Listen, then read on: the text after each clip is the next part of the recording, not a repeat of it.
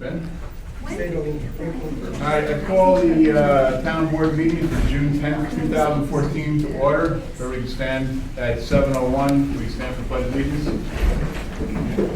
I pledge allegiance to the flag of the United States of America and to the republic for which it stands, one nation, under God, indivisible, with liberty and justice for all.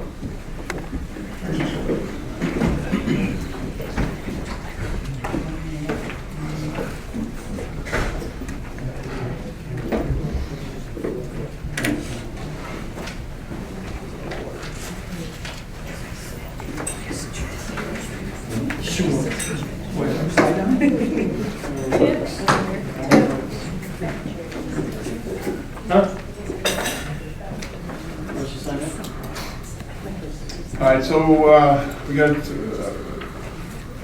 not a big agenda, but big enough, I guess. So we'll start off with the moratorium. As if you don't know, we opened up for public comment at the last May meeting, and we left it open for additional public comment.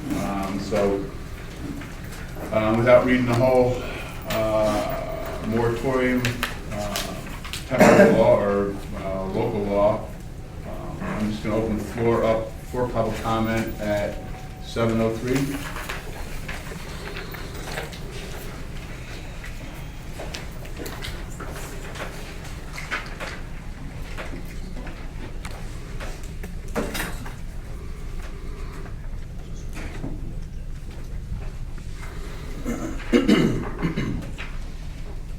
Comments?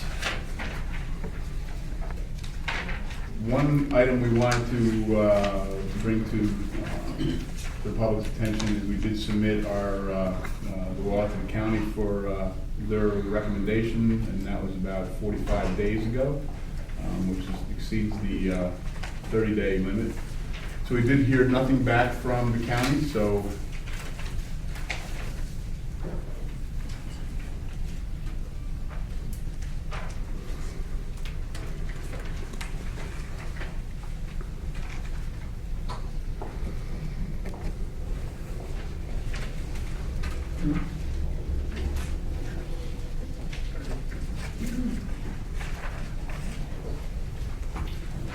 okay, no comments on the extended moratorium. I'll close the public comment for the moratorium at 7:04.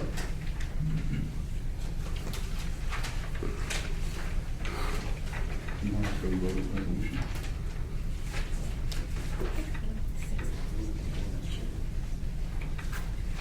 You guys ready to vote on it? I am. We have a motion that the local law impose an extension of a temporary moratorium on permits for projects in the C1, C2, and I-zone districts requiring special use permits or accessory structures associated within.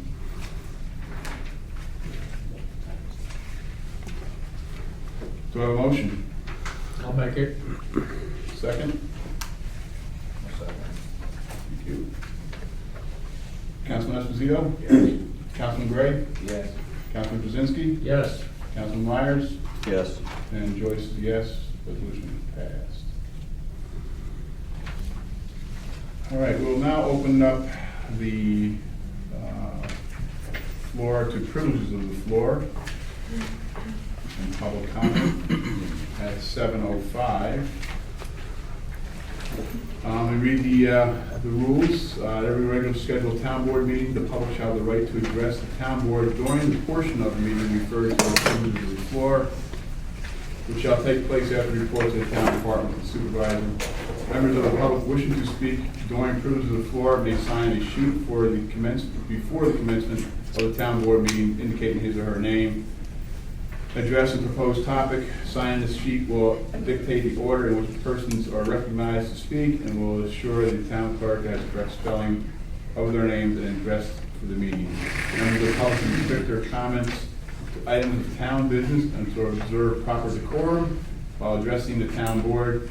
Persons become unruly who use inappropriate language or persist in speaking on items not related to town business may be ruled out of order. Although there is no official time constraint, speakers may address one or more items in their comments. They should be considerate of others and try to limit the remarks to no more than 5 minutes so that all interested members of the public will have an opportunity to be heard. So the floor is open for public comment.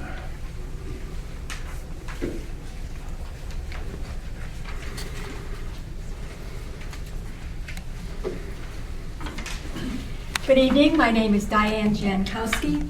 I am a member of the Civic Committee here in Princetown and also a member of Princetown Seniors. And I was rather appalled this evening when I arrived and saw that on our lawn there are nice little yellow stickers which tell me that pesticide has been applied to our town lawns and perhaps the gardens.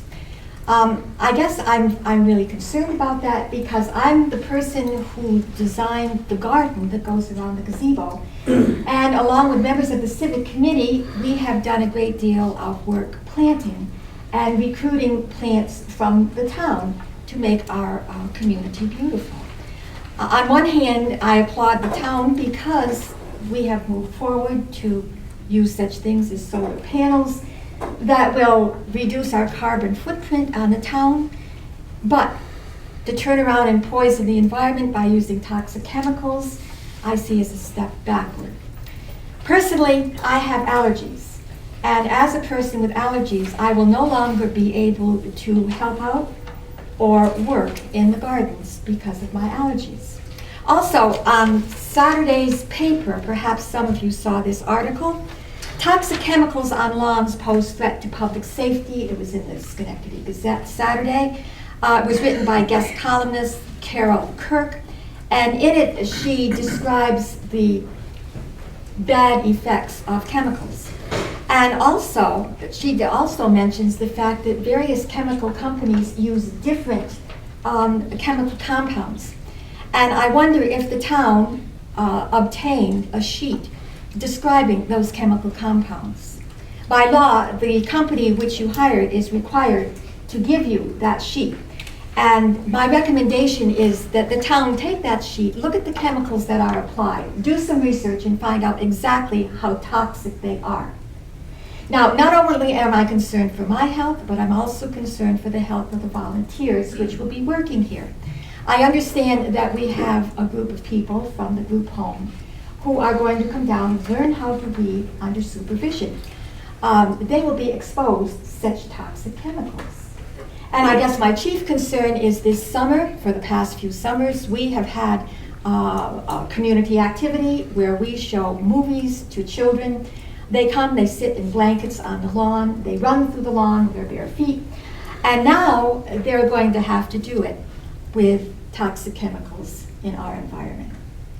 So, as I said, I came tonight hoping that this had not transpired, and I came with an alternate plan. First of all, I don't know how much money the town is spending on these chemicals, but my proposal would be, instead of taking the money and spending it on chemicals, to take the money and hire a groundskeeper who also knew something about flowers.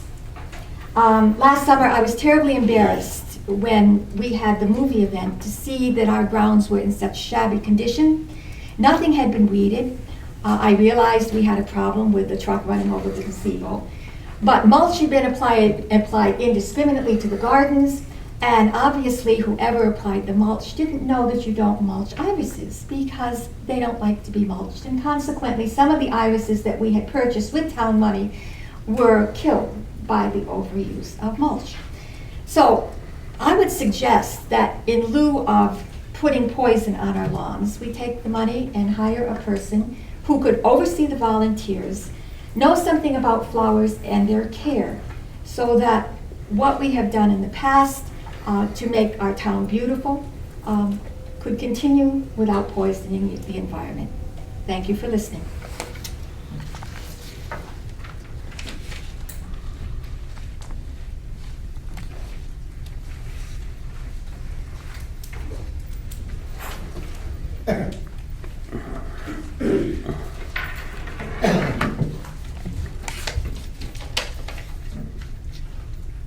Michelle Van Wert, 1924 Scotchridge Road.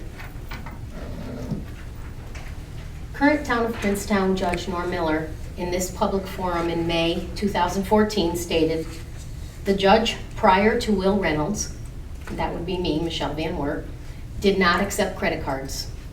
Let me repeat this. Judge Norm Miller stated, "I did not accept credit cards." Not only did we accept credit card payments, we accepted all forms of payments, with the exception of personal checks. If anyone missed it, this is the recording of Judge Norm Miller in the 2014 Town Board meeting.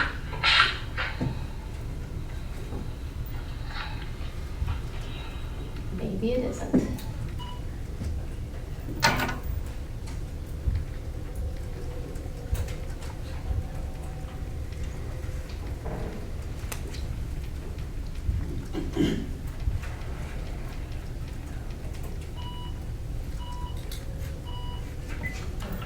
issue that I have had inserted in there is the fact that the previous judge, before Judge Reynolds, did not accept credit cards. I play that because I probably will be accused of lying. With that said, I will read the letter from the Regional Director of GovPayNet, Mr. Patrick Wren. He's the Regional Director of the Northeast region. GovPayNet was the credit card processing company that the town of Princetown contracted with since June of 2006. Let me repeat that. GovPayNet was the credit card processing company the town of Princetown contracted with since 2006. And Judge Norm Miller, Supervisor Mike Joyce, and Board Member Joe Jarzynski knew this fact. The letter states, and I quote, "Michelle, I was able to come up with the following totals for the court while you were the judge. They may not be exact, but they are very close. From June of 2006 through December 2013, we processed 11,400 credit card transactions totaling $1.8 million for the Princetown Justice Court." Let me repeat, Judge Norm Miller said I did not accept credit cards. And I will repeat what Mr. Wren says. We processed 11,400 credit card transactions totaling $1.8 million for the town of Princetown Justice Court. Mr. Wren continues, a couple of ways to look at these numbers. By using our service, which was free to the town. And I'll repeat that, free to the town. And to continue, you didn't have to handle $1.8 million in cash, checks, money orders, etc., or deposit any of that money. This created great efficiency for the court and saved the taxpayers a lot of money. Supervisor Mike Joyce and Norm Miller, as well as disgraced former Judge Will Reynolds, stated my court was lax, in disarray, and inefficient. Once again, Mr. Wren continues, our service protected the town from exposure to the risk and liability associated with accepting credit cards. You didn't have to worry about any chargebacks to the town. And by offering a credit card option, you made it easier for the public to pay their obligations to the town. Let me repeat that. You made it easier for the public to pay their obligations to the town. Current Judge Norm Miller stated I didn't accept credit cards. Mr. Wren continues again, and I would guess that during this time period, you saw your overall collections increase. Again, increasing revenue for the town. Revenue for the town. Mr. Wren concludes, you were one of the first town courts in New York State to utilize our service, the service of credit card processing. One last time, Judge Norm Miller stated I did not accept credit cards.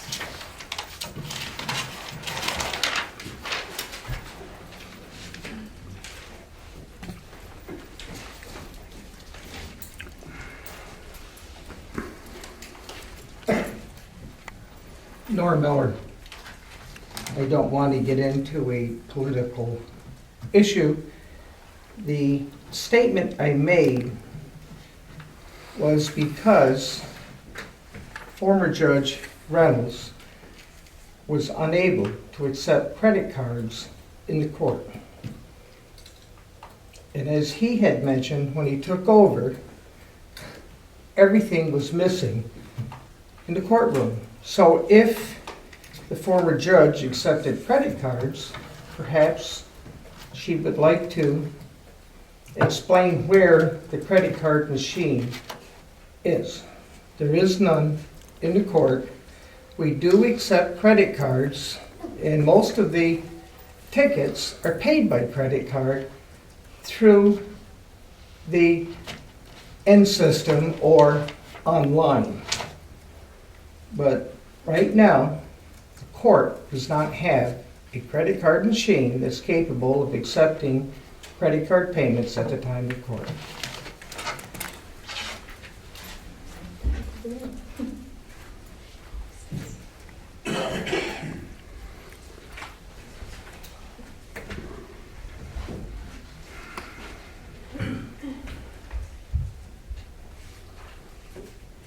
Additional comments?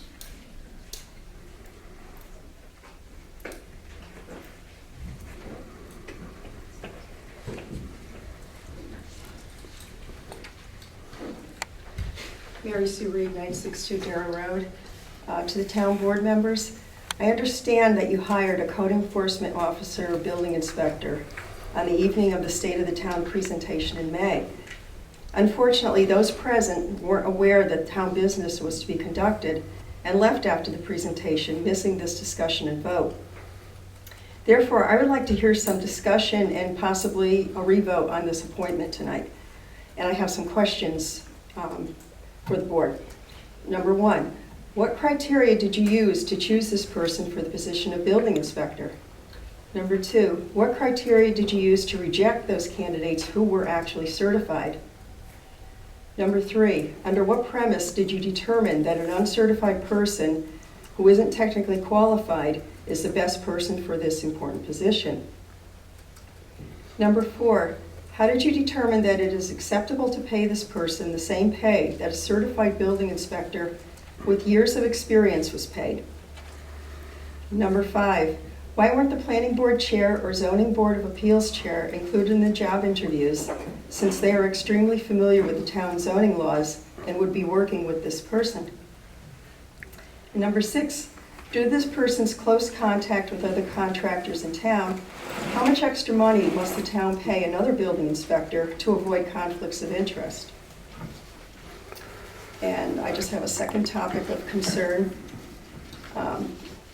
Diane Jankowski touched upon a few of the points here.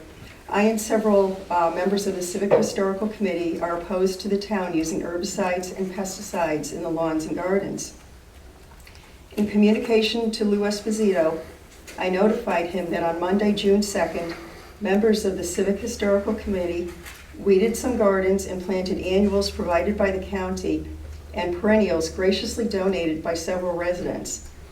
Melissa Bender, director of the Center for Disability Services on South Kelly Road, joined us. She and some staff members of the facility offered to weed some of the gardens this summer. In past years, they took care of the town hall gardens when it was located on South Kelly, and they want to give back to our community by continuing this tradition. I explained to Lou that a lawn service of this type would expose the volunteers, not to mention visitors to town hall, unnecessarily to pesticides and herbicides. It would be better and safer to refrain from using these chemicals where the public is found. Furthermore, staff from the Center for Disability Services offered to voluntarily weed some of the gardens as a way of giving back to our community. I mean, it's free community service. I believe that Mr. Esposito's actions discourage volunteerism in our town and may deter others from stepping up and helping. And on a light point, if the town didn't have this unnecessary expense, perhaps there would be funding for an appreciation dinner for the town staff and board and committee members. And I just want to point out too, I believe I gave all the town board members a copy of this, but it's a New York Times article from May 10th, and it's called Toxic Brews in Our Yards. And it actually goes over diseases associated with pesticide exposure, including non-Hodgkin's lymphoma, prostate cancer, Parkinson's disease, and lung cancer. So I would like to avoid any of these if at all possible. Thank you.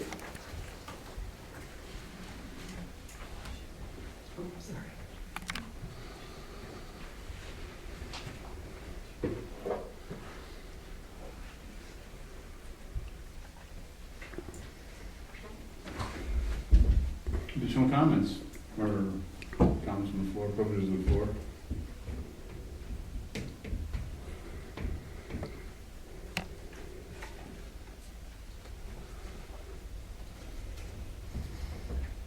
Going once, twice.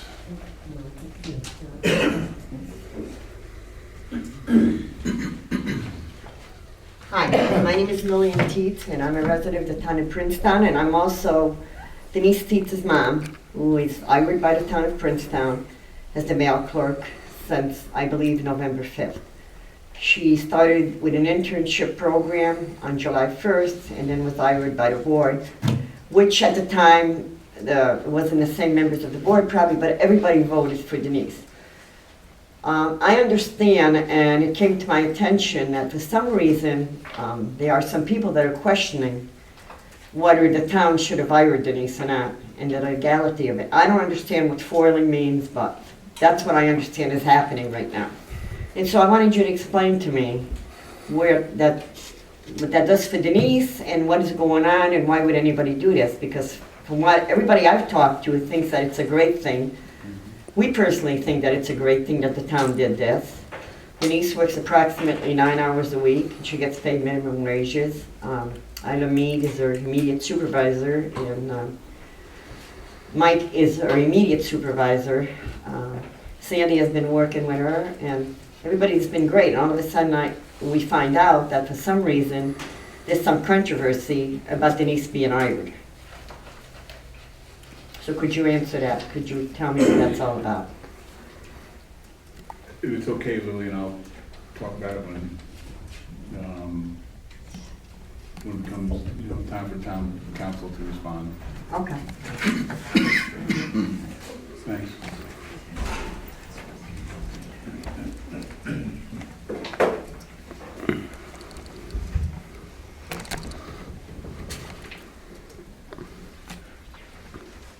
Additional comments?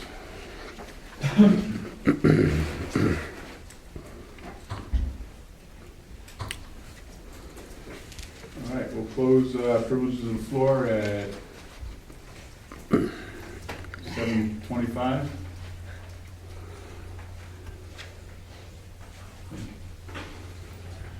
$7:21. Rising time.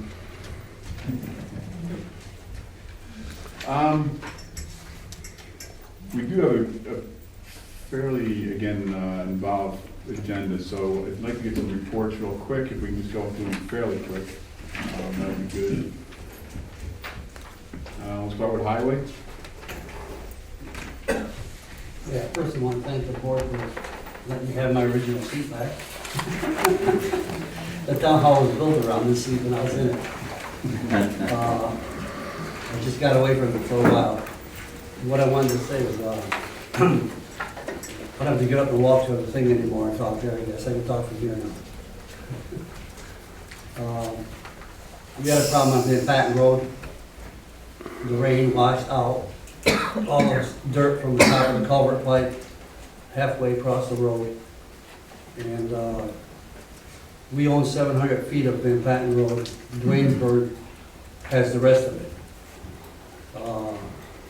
The highway superintendent of Dwaynesburg is a very nice fellow, very agreeable on everything. He boarded it up right away for us. And I approached him and I asked him if he would dig it up and correct the problem.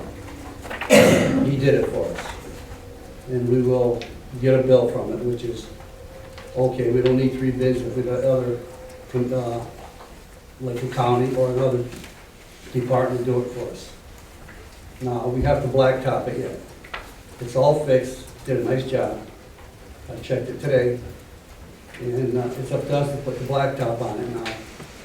And it's such a small portion of blacktop that it's gonna be pretty hard to get 3 bids on something so small. But I will try and call the county and see if Joe Ryan can do it for us. Otherwise, we'll have to get 3 bids on it. And the other things that happened was culvert pipe on Redding Corners Road is almost washed out. I contacted the county, Which road? Redding Corners, Right. right on the hill, on the hill going down How far down? halfway, 4016 or something, remember? By the ski slope, old ski slope, coming down that way? Or not that far down? It always, the rain really washes everything out there usually. It isn't washed out, she's got half of it usable yet. But I did call the county, and I think that they corrected it for her. The only other thing that came up was on Scotch Ridge Road. They put new pavement in a year ago, and there's 3 houses located there on the hill. And they were complaining about jumping off the road onto their driveway, they were hitting the bottom of their car. So hopefully, that's county road, but I did refer them to the problem, and I think they did it. That's about it. 2 items, so I know I spoke to you during the week or late last week, but maybe we can grab some time and go around and check Willow Run and see if we can just go ahead and hot tar it. I'll call Katie Company up and see what they want to tar the cracks in the road. And see if we can get by for another year. So we can accumulate enough money to have it done right. Yeah, exactly. That's about it, you know? And then Rooter Drive, we need to get the letter out to that resident where the ice buildup is going. Mm-hmm. And you need to look at, as you go up on the right-hand side, where the detention pond is washing right out. Well, that's the problem, that's the one giving us the problem, the road. Now, he's talking over the boat. Where the ice buildup was? I don't remember the house. That's up on the corner, up far. Oh, the retention pond halfway up the hill on the By right. Mike Computer's, that there, that whole thing is washed out, the grass is all going right down in the. They plugged the pipe up in other words, I'll take a look at it. And it's washed the gravel right down, it's right down to Penguin Road. Oh, nobody called me on it, but I'll go look at it. All right, and then Carol Bemis gave me a call too, that might be the same That's thing. right below her house. Okay, all right, so that's the same thing. Okay, so we get some prices on that, so we need to get it right away or something. I'll check it, we might have to have the culvert pipes cleaned out again, Yeah, or sand washed in. okay, Gravel's right down, right to Penguin Road again, that whole ditch where they cleaned it out last year's full. Nobody called on it, you know? I'll go look at it and see what they do. all right. Okay.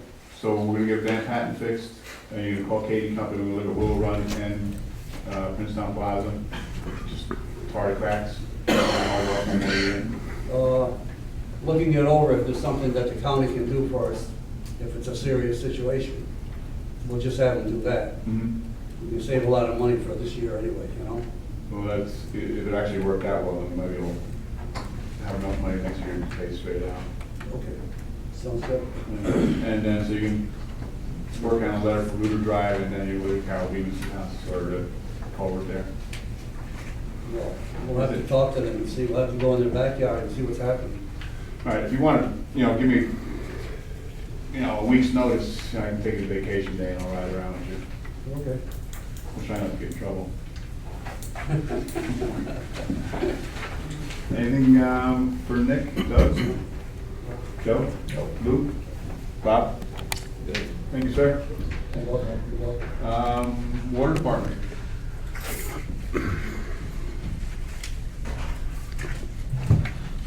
Very busy month. We had one leak on the line going through the woods between Rooter Drive and Gibbers Church Road. Carver fixed that a week and a half ago. Yesterday, Statewide Aqua Store fixed the tank leak on Reuter Drive.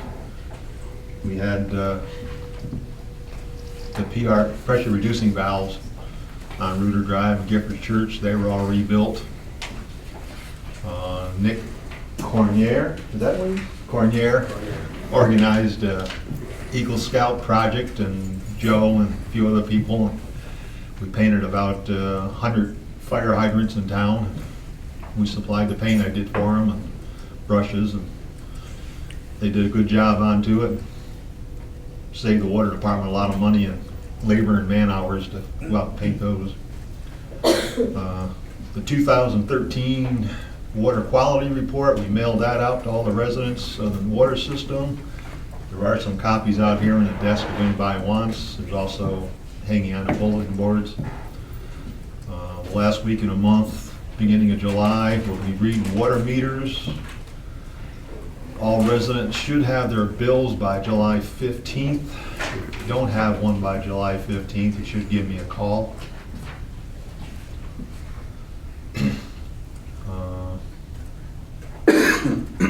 That's about it.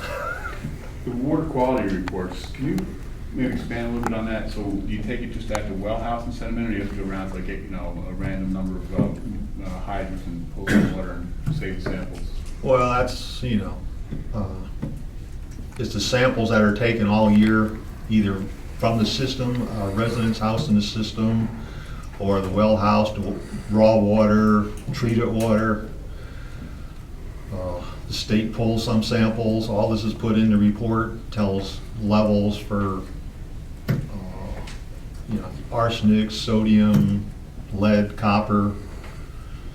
It also includes like how much water we pumped all year long, our average per day, anything major we might have done during the year as far as extensions or anything. And this goes to Department of Health, the State Department? Well, the state of New York gets a copy of this, the county gets a copy, their health department, and then every resident that is on the system, we mail a copy to. And then we, hanging on the bulletin board out here, there's extra copies on the table out here if anybody wants to look at it. And it is always a year behind because it's the year that's completed, which is 2013. And some people think, they're a year out of date, but that's all all the reports and everything that we have done are in 2013. Right, filed for 12 months. Good deal. Anything else, George? I think that's it. Only add if you want. Doug? Anything? Joe? Oh, one thing. What's happening with the slaughterhouse over here in Gilroy? He's asking me about. I don't know, it's up to you guys. He's asking me about getting the town water over there. It's up to, all they ever do, all somebody has to do for an out of district is give me the letter.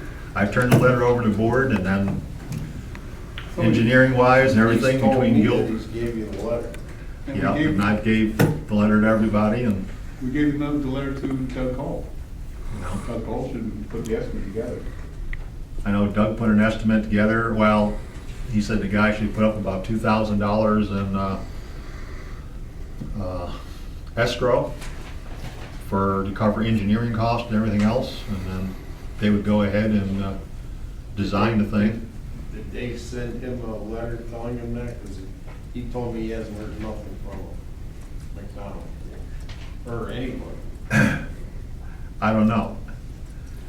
My thing ends the time he hands me the letter and I turn it over. And then I pick it up again when the water goes in, then it's my responsibility after that. But as far between Guilderland and Princetown and McDonald Engineering, everything else has got to be handled by them. He just asked me about it the other day. He hasn't heard nothing from Princeton. If you want to give him my number, I'll call him, or he can call me, and I'll just see if I can reach out to Doug Cole and see where the next steps not being taken. We'll go from there. Anything else, Doug? Well, Mr. Joe? Thank you, George. It's gotta be more pleasant working out there with heat rather than cold. Yeah. It was a little more pleasant walk, you know, the only problem with that break was we had to walk in and walk back out. You couldn't get a vehicle in there except the track machines, so.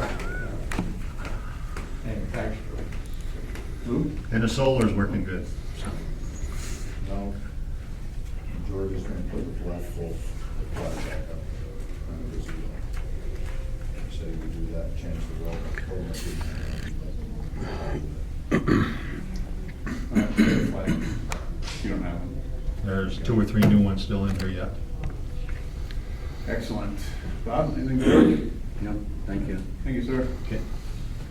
Code enforcement, first time up. Been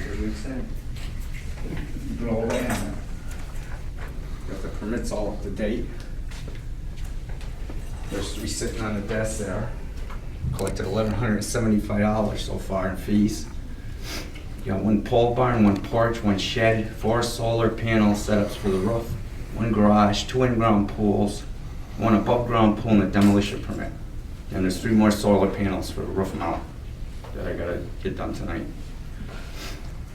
And that's about it. Got it under control. Everybody's happy. Nobody's calling, are they? Like before. There is one letter here, and we can talk about it a little later on. I don't, Yeah, I got that with it looks like the. it came from last year. Yeah. Yeah. You wanna know what the status of it is? Obviously, I there's. know it just came in, so.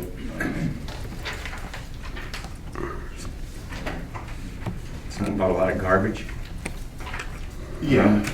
Yeah, up in the lake, so. Gonna have to check that. Yeah, Spring Road, yeah. Yeah, I just got that letter. yeah. Okay. You got your email address? Did Amos reset your password for you? I don't know. We got it in the computer, but there's not really, I mean, there's some stuff in there, but I've been just writing the permits by hand, keeping track of them. All right. I'll check it on, just make sure. They should have given you, you know. Yeah, so I can get it in the email, password. yeah. So I'll check it. Everybody seems to be getting a hold of me one way or another. Sandy gives them my number. And you got your cell phone too? Yeah, Got all the widgets? yeah. All right, anything for our new code enforcement? Thanks, Eric.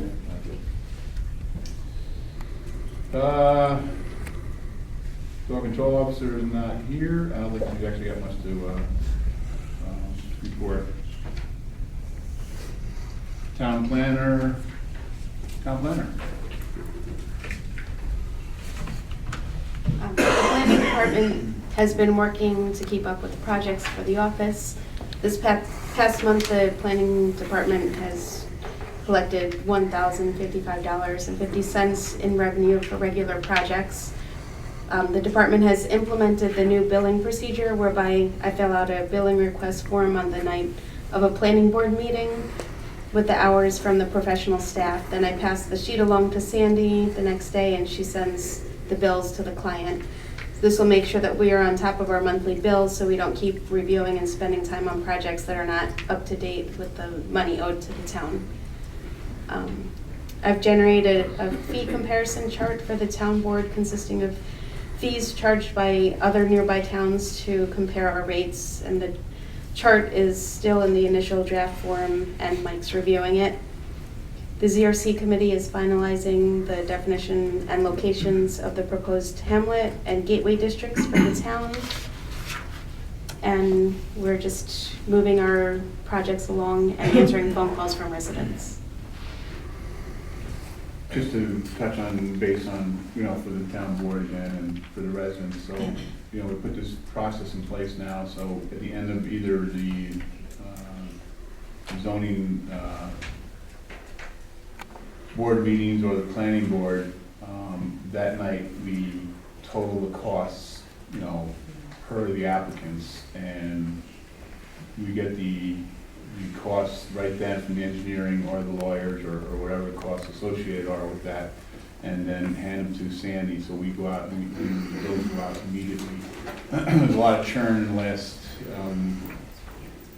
time that we didn't you know, we lost track of bills, we did this, we did that, but anyway, so it looks like it's working out pretty good, right? Probably stamp it next morning, the bill goes out, so it should be good. And then it'll recur every month, especially if it's a, you know, an applicant that's gotta keep coming to the board, for example. Questions for, Joe?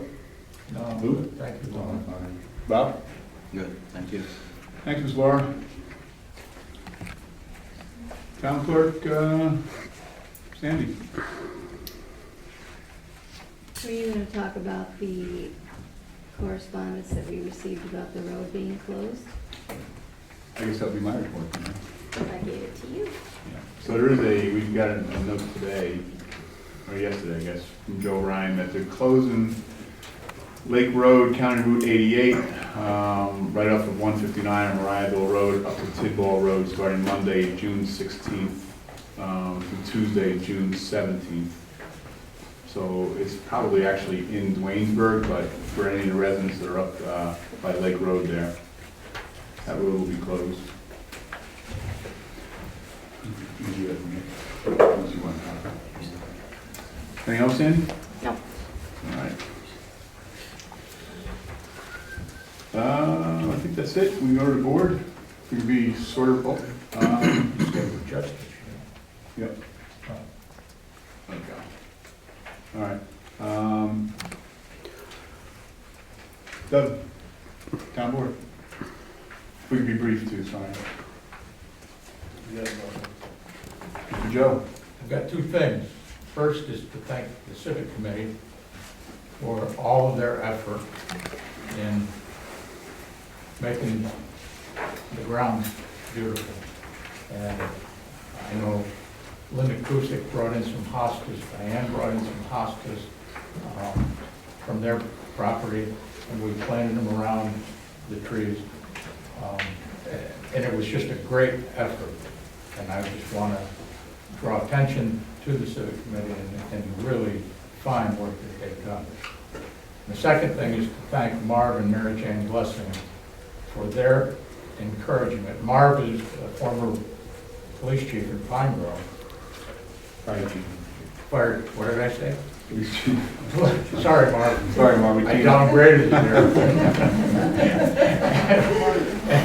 Anyway, but he got the idea, his nephew, or his grandson, Nick Cornair, was an Eagle Scout, and needed a project for his badge, and Marv came up with the idea to paint Princetown Fire Company, which turned out to be, I think, excellent job, because they were pretty rusty from the snow plows picking up the salt onto them.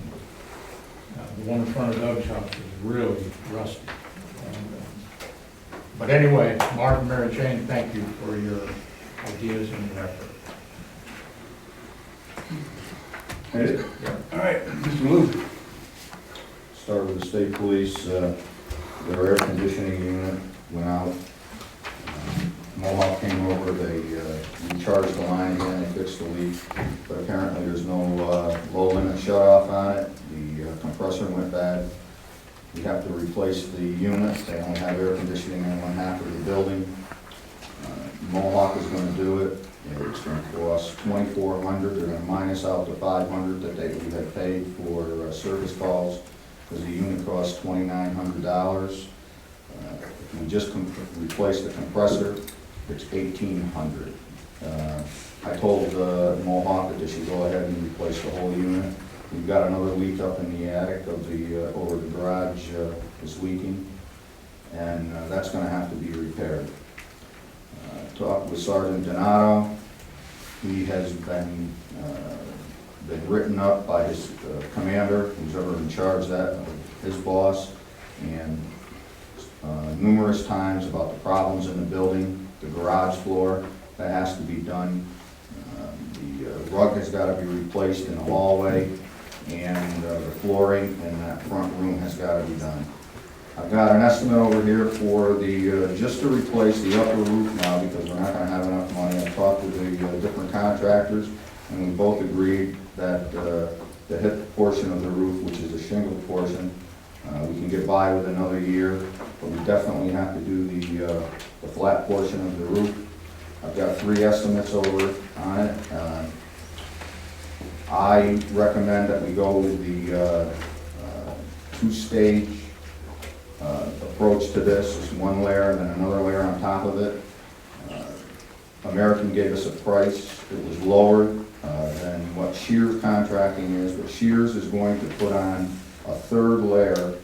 It's called a rib portion before they do the 2-stage process. And the reason being is, and this is what I recommend, the reason being is if you have to replace the roof again, you will not have to take off the sheeting, off the plywood and redo it. And it's a 15-year guarantee, but it's going to be about, I think, $1,200 more. But I think we should do that. The other ones didn't want to do that. We had one estimate that was way too high, and the others were kind of close. Shears, but I think Shears has got the better solution to the problem, and I think we should award that bid to them tonight and get going on this before we have any more damage in that in the barracks there. And we should work on any other problems that we have there. The air conditioning is going to take 5 to 7 days to get the unit. 7 to 9 days if we just go with the compressor. Like I said, I told them to go ahead and put in the unit. It's got to be done right away. They can't go without air conditioning over there. So that's where we stand on that. And I've got the estimates here for the form. For the what? For the roof. You guys want to look at it and what the system is that they're going to use? Don't you have any sketches or? Yes. We'll prove it when we see it in the back. Legal, when we get some down to, we'll see if we can have one. Nick down there can take a look at it.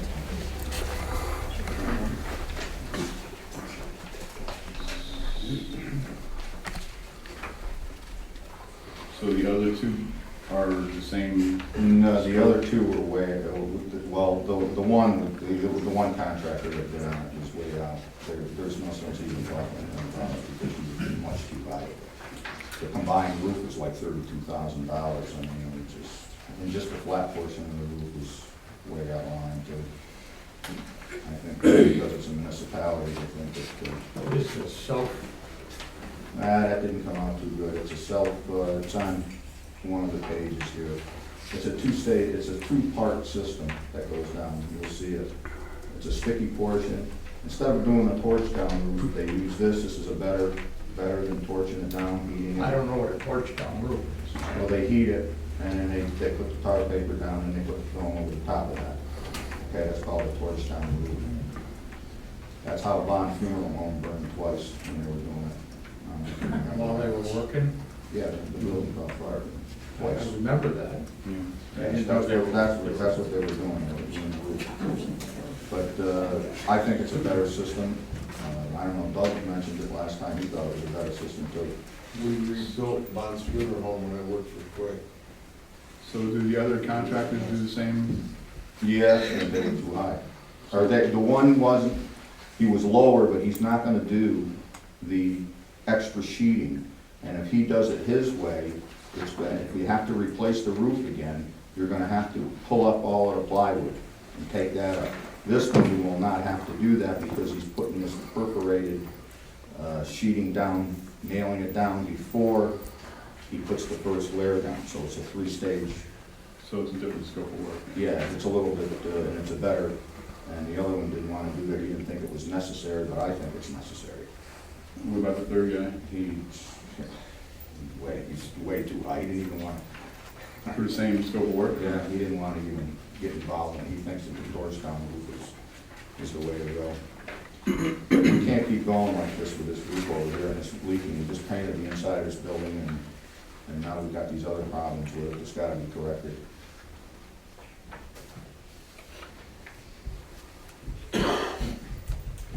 It says here that the wood decking replacement cannot be determined until removal of existing roof material. Well, That's what he said. 2,000 square foot. Plywood's rotten. Yeah, I understand that, but we won't know how much it's gonna cost if they have to replace it. We wouldn't know that with anybody yet. I know, but so this estimate, does it include that or does it not? No, it does not include that. So it If they could have, be, you would have to pay more, whatever the sheet would cost to put it down. yeah, but $2 a square foot is what they say, so. All right, well. And this is Kenny Shear? Yes. Kenneth J., okay. Okay, thanks. What about the air conditioning unit? I already did, that's an emergency, they can't go without. I just told Mohawk to go out there.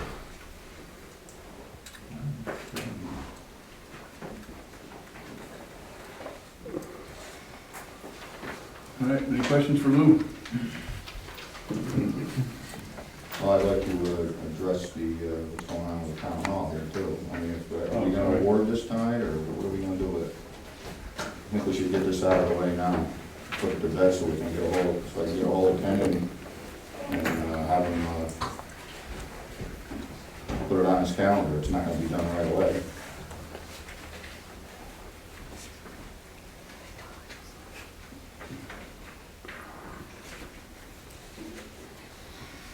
Can we get away with that, without all saying we scope of work? It's a little bit of a problem, getting them to bid on the same work. It makes it difficult to compare. I just want to be careful, Lou. You know, we got an audit coming up from the controller, and I don't want to get caught, you know, I understand it's, you know, I understand the whole situation, but, you know, we do have an audit coming, so I just want to be really, really careful about what we're doing. Well, whatever the attorney says.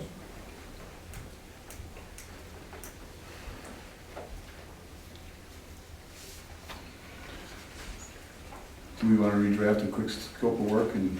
Well, even if you want to use this as the basis of the scope of work for everybody else, if that's the system that you now think is the best roofing system to do, then everybody should have the opportunity to bid on that particular roofing system.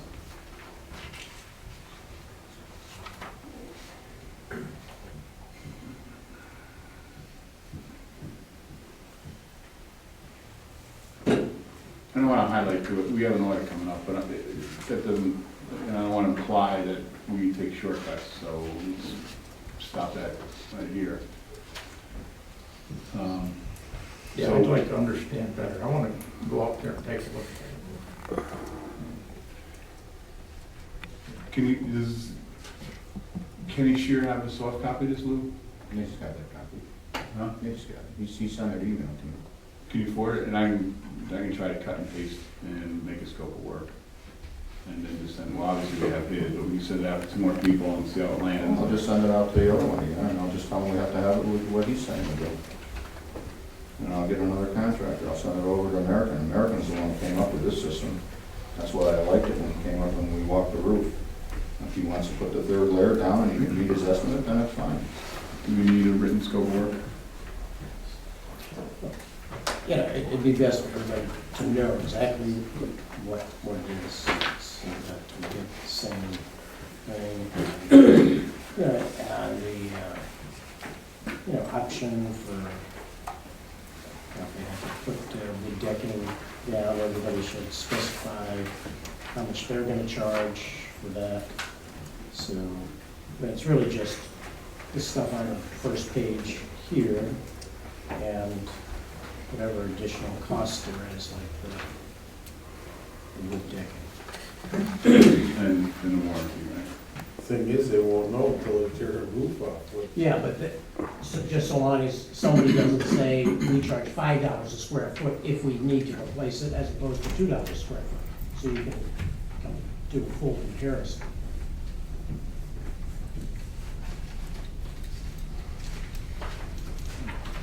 All right, and the air conditioner, does that fall under emergency? I think for a public building, it's leaking right now. 29. No, it's 24, they're gonna subtract the 500 from the 29 for the service calls. It was a $2,900, you're gonna subtract the service calls, 500. Performative. Well, I don't know what the temperature gets inside of the Well, barrels. they're moving everything down to the other end, I can tell you that, because I don't wanna work on that into the building. Because there are certain labor conditions that could come into play. You know, in order to get above 85 degrees inside the building, that's the problem. So the short answer from Mike Barris is.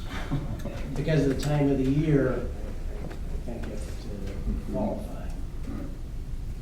Okay. So good? Yeah. Joe? Yeah. Bob?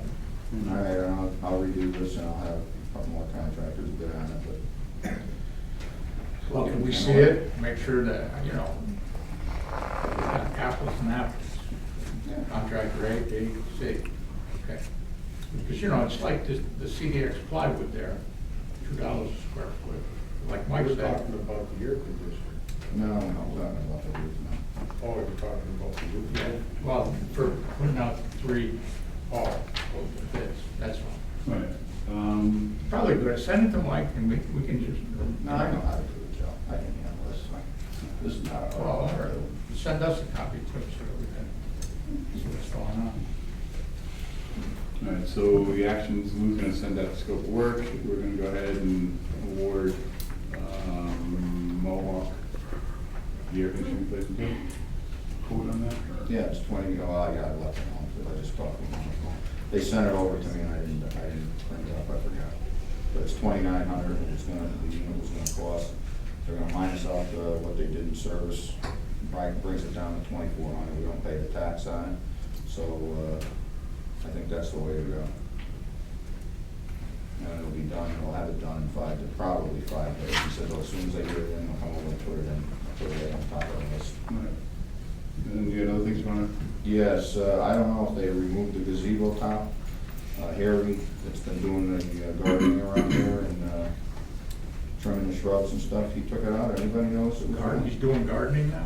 Yeah, he's been mulching the yards and trimmed the trees and all that. So. I thought he just mowed the lawn. No, I have to do other things. Well, it only For extra money? Hmm? Extra money? How come we didn't know about that? This is surprising. I'm in charge of taking care of the buildings. I've got a budget just like George does. He doesn't come with everything to tell you what he's gotta do. No, but, we do a you procurement. know, the thing is, the civic committee, we've been working, and it's kind of like, you know, it looks like there's some duplication of effort here, and that's not a good thing. Especially if we're paying, and we got volunteers. I mean, that's my concern. I do appreciate the work that they've been doing. That's all I can tell you is that I've heard complaints about it. This building used to look beautiful 4 or 5 years ago. We got a water system out here. They used to water the lawns every day. Now the water system is broke.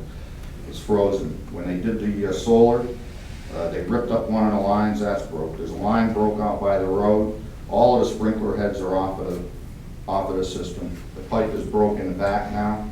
The town spent all this money when they did this building, and look at it. And if everybody's got blinders on when they walk into this building, I don't know. Well, Maybe I'm looking at something different. I think the issue is, you know, we appropriated money in the budget last year. It was on the action register, and, you know, just come up at the last minute. You know, I don't want to curb the enthusiasm, but on the other hand, you know, we need to, you know, there is a procurement policy in place,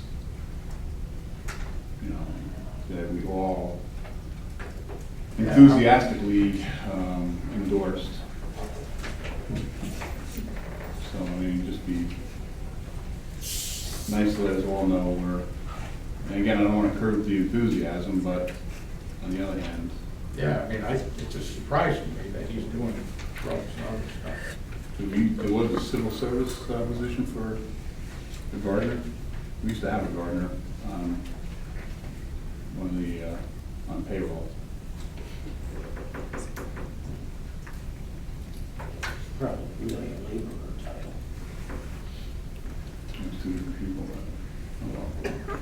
you got, Lou?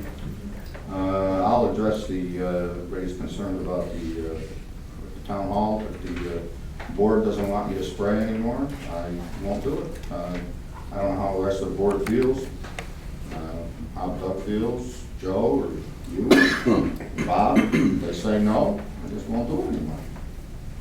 As far as I'm concerned, when you got weeds growing, that's the way you get rid of them. When you plant corn, you spray for weeds. When you plant oats, you spray for weeds.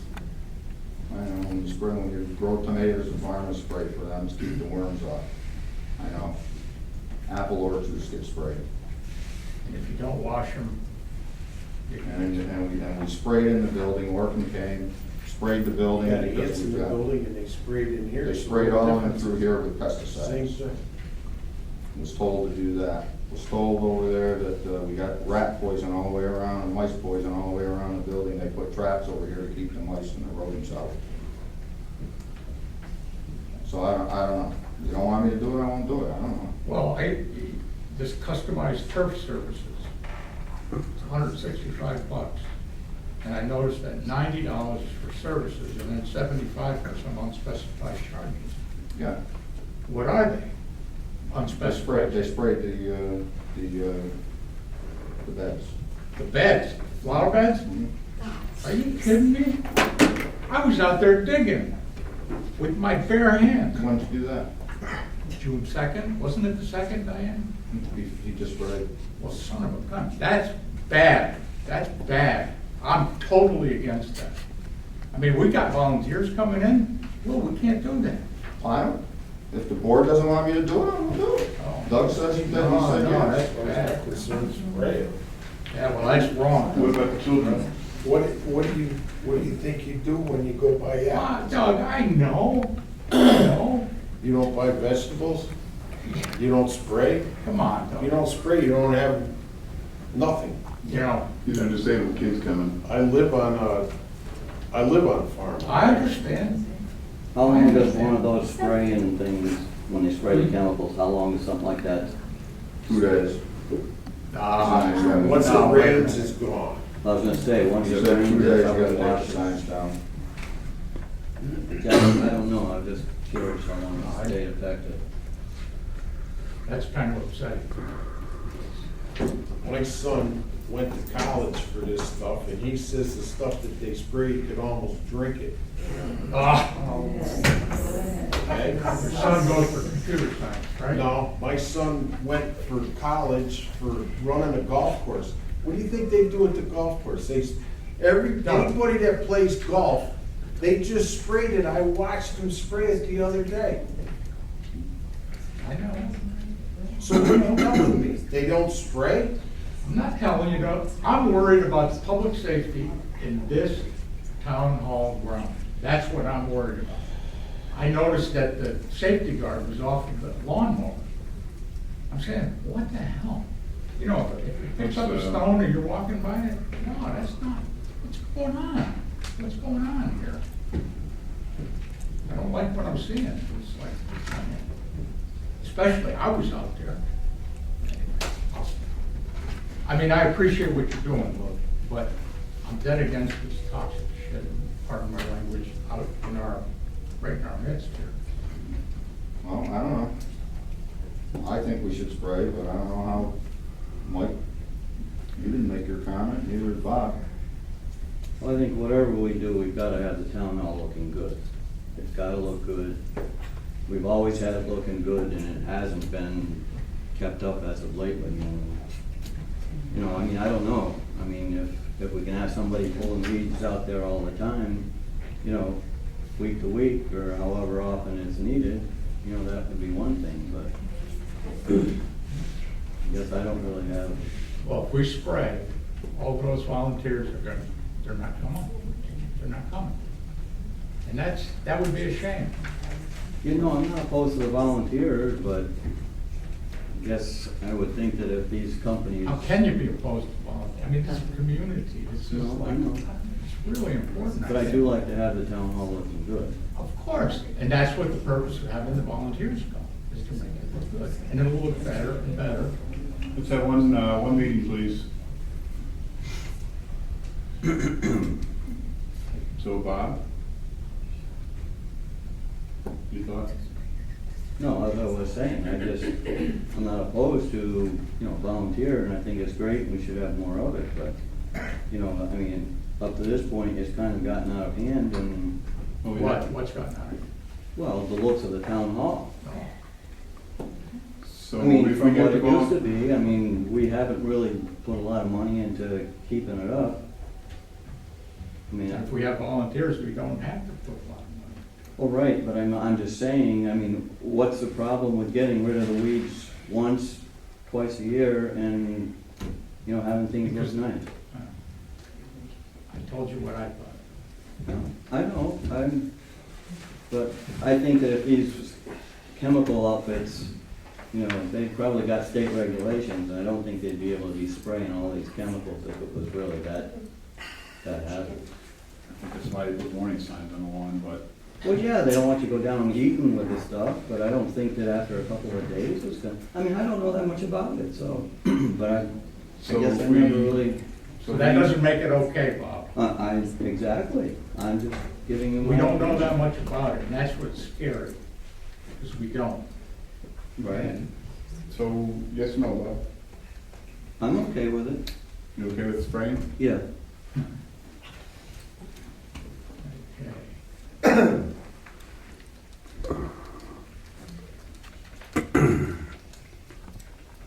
That's all I have.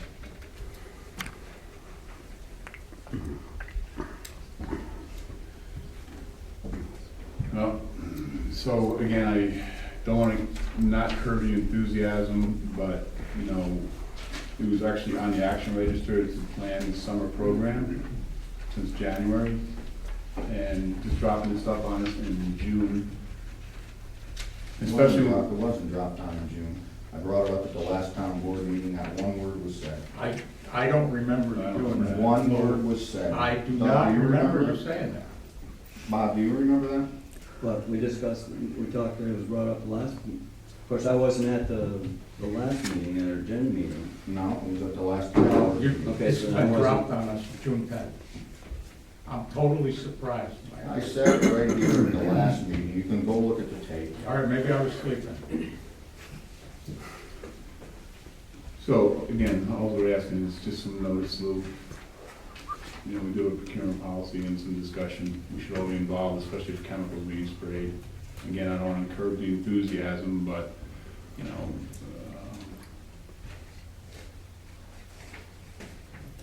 so, And can I say one more thing? Mike? well, we gotta move on, so make it quick, please.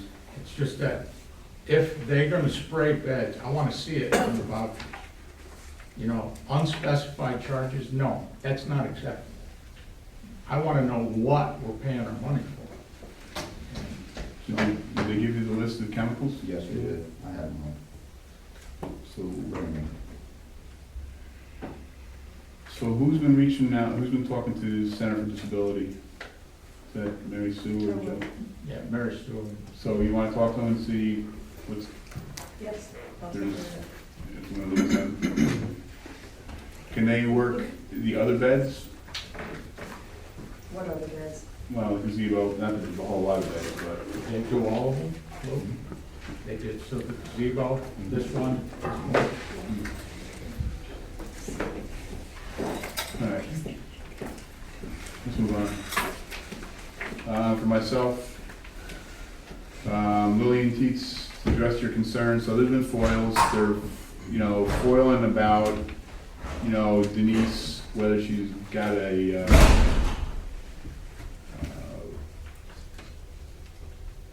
well, she's got a job, and she was hired in good faith. She's, from my perspective, from Mike's perspective, from hopefully the full town board's perspective, there's nothing to worry about. I don't know why she's being pulled into this little game, but it's the same people foiling over and over and over all week long, same four, boom, boom, boom, boom, boom. So it's like daily. And I'm sorry that Denise is getting pulled into the middle of this, but when you reiterate and completely reinforce any concerns or doubts that you have, I myself am committed to working with Denise, period. I don't know much about disabled people. And I'm probably not even getting the term right, so I don't know. But I'm committed to working with you guys and moving forward with it, so. And I just think, one thing, you know, I don't know why Denise would even be brought into this. Right. Denise doesn't know on the board who's Democrat and who's Republican. She doesn't understand the politics of it. She just knows people, you know, and to me, that's a sad state of affair because I think that the town did a wonderful thing. And now all of a sudden, you know, this is being used as a political thing, which is crazy, totally crazy. Because, Agreed. you know, she doesn't know who's a Democrat, who's a Republican, who's a conservative. She doesn't know that. Nor should she know that. You know, the town did something nice, and I don't know why somebody would do that. But, you know, and that was the only reason that I felt that it should be brought up. I just want it known that I have a disabled grandson, and I don't have any problem with your daughter working here, so don't say Democrat, Republican. I'm a Democrat. No, I but said- I'm not one that said anything. No. And my grandson's 12 years old and doesn't talk, and he's still in diapers. No, I didn't say that it was a Republican or, I don't know who said. I don't I know. didn't say it. I'm saying that, Just why telling you would that. she be brought into it? Because she doesn't know. You know, she just All right. knows that there's a board. That's all she knows. All right, so William, you've got our support. You know, come heck or high water, you know, we're gonna work with her. Okay. Period. Again, I want to take some time to thank Ken Litz and Kevin McLaughlin, the Rotterdam judges, for stepping in and giving us a hand. They're two really good guys, never mind being good judges and good mentors to our new justice. But they've helped tremendously. So again, big thanks to Ken Litz and Kevin McLaughlin. I'll move along pretty quickly here. So we continue to meet with some of the technology vendors. We met with two more. Pretty different scopes of ideas, but I think we're starting to narrow it down, and you know, hopefully within a month or so we'll be able to, at a minimum, we're going to probably change phones suppliers. Verizon's just way at it. They're just, well, they're Verizon, so they're not going to do anything. But I think we're a minimum to change phones, and that should save us, you know, $150, $200 a month in phone bills. And never mind, you know, hopefully we'll save and invest in the technologies. So we've had some good conversations with some people. Hopefully, I was hoping by this meeting we'd have the monitor up on the wall, but I think we're hopefully on track for the July meeting to have the monitor up there. Again, it's going to be, or our hope is to have the monitor up there showing the solar savings, and then maybe a scrolling bar showing town events, maybe some pictures, the town calendar, the homepage. But I'm leaving that to Tim Bishop and Joe and the team to come up with the final design. But hopefully we'll process that pretty quickly here. And that's really it for myself. I do, we have it June 19th, or when the next hearing is on state? I forgot the exact date. Yeah, I think it's June 19th. We've got another appointment with the Department of Labor and the team that's collecting unemployment, so we're challenging them again. Anything from you guys? Doug, Joe, Lou, Bob? Good, all right. Thanks, Mike. Yeah. So at this point, I want to jump ahead. We got a pretty good crowd, but I want to take a few minutes, and Pat has set up the projector. There continue to be misunderstandings about what E-code is, what general code is, what our laws are. E-code is not a law. General code is not a law. It is just a tool. It's like going to Barnes and Nobles or Amazon website. You go down there, you pull up, the books that you want to read, or as I talked to you, Bob, I did Google GE, appliances, and all the installation manuals are online. So you just go to whatever make, model, and thing, and you go, okay, there's a manual. And that's kind of what E-code is about. General code is just a repository of the town's appliance manuals or whatever it is, so. I think before you get into that, I called associations of towns today, and I gave Mike all the information, and we've been doing this all around. We're changing these laws. We've made amendments to them by resolution. You cannot do that. Absolutely cannot do that. It has to go through a public hearing. Can We be all haven't done changed at them. once. That's what I was told, Mike. I know, but we haven't changed them. Yes, we have. No, Made we've amendments sent to them. instructions to general code about they would, whatever amendments we have, yeah, they're taking note of that. But we haven't adopted anything. We And- adopt at the end. And they also said there's an opinion from the Attorney General's office. Did you read that? Yeah. Yeah, so that when you generally do a codification, you can do the whole codification at once. When you have amendments, you may have to pull those out and do another local law on those that have been amended. That's, all of that stuff happens at the end of the process. Right now, your laws are what you have on the books. Nothing's been changed even as we've gone through this process. Those are future directions. We'll be getting back something that shows that, but until it's formally adopted by the board, the old laws are still in place. So you don't hold a public hearing on, the discussions that you're having and text changes that you're directing them to make. If you have changed laws, you're gonna get back the full text as it's changed, and you're gonna vote on those. And whether you have one vote on the codification generally, and then you can have separate votes on changed laws where there are substantive changes, something more than a change in the numbering system. But when do the changes get made then? The changes don't officially get made until the end of the process.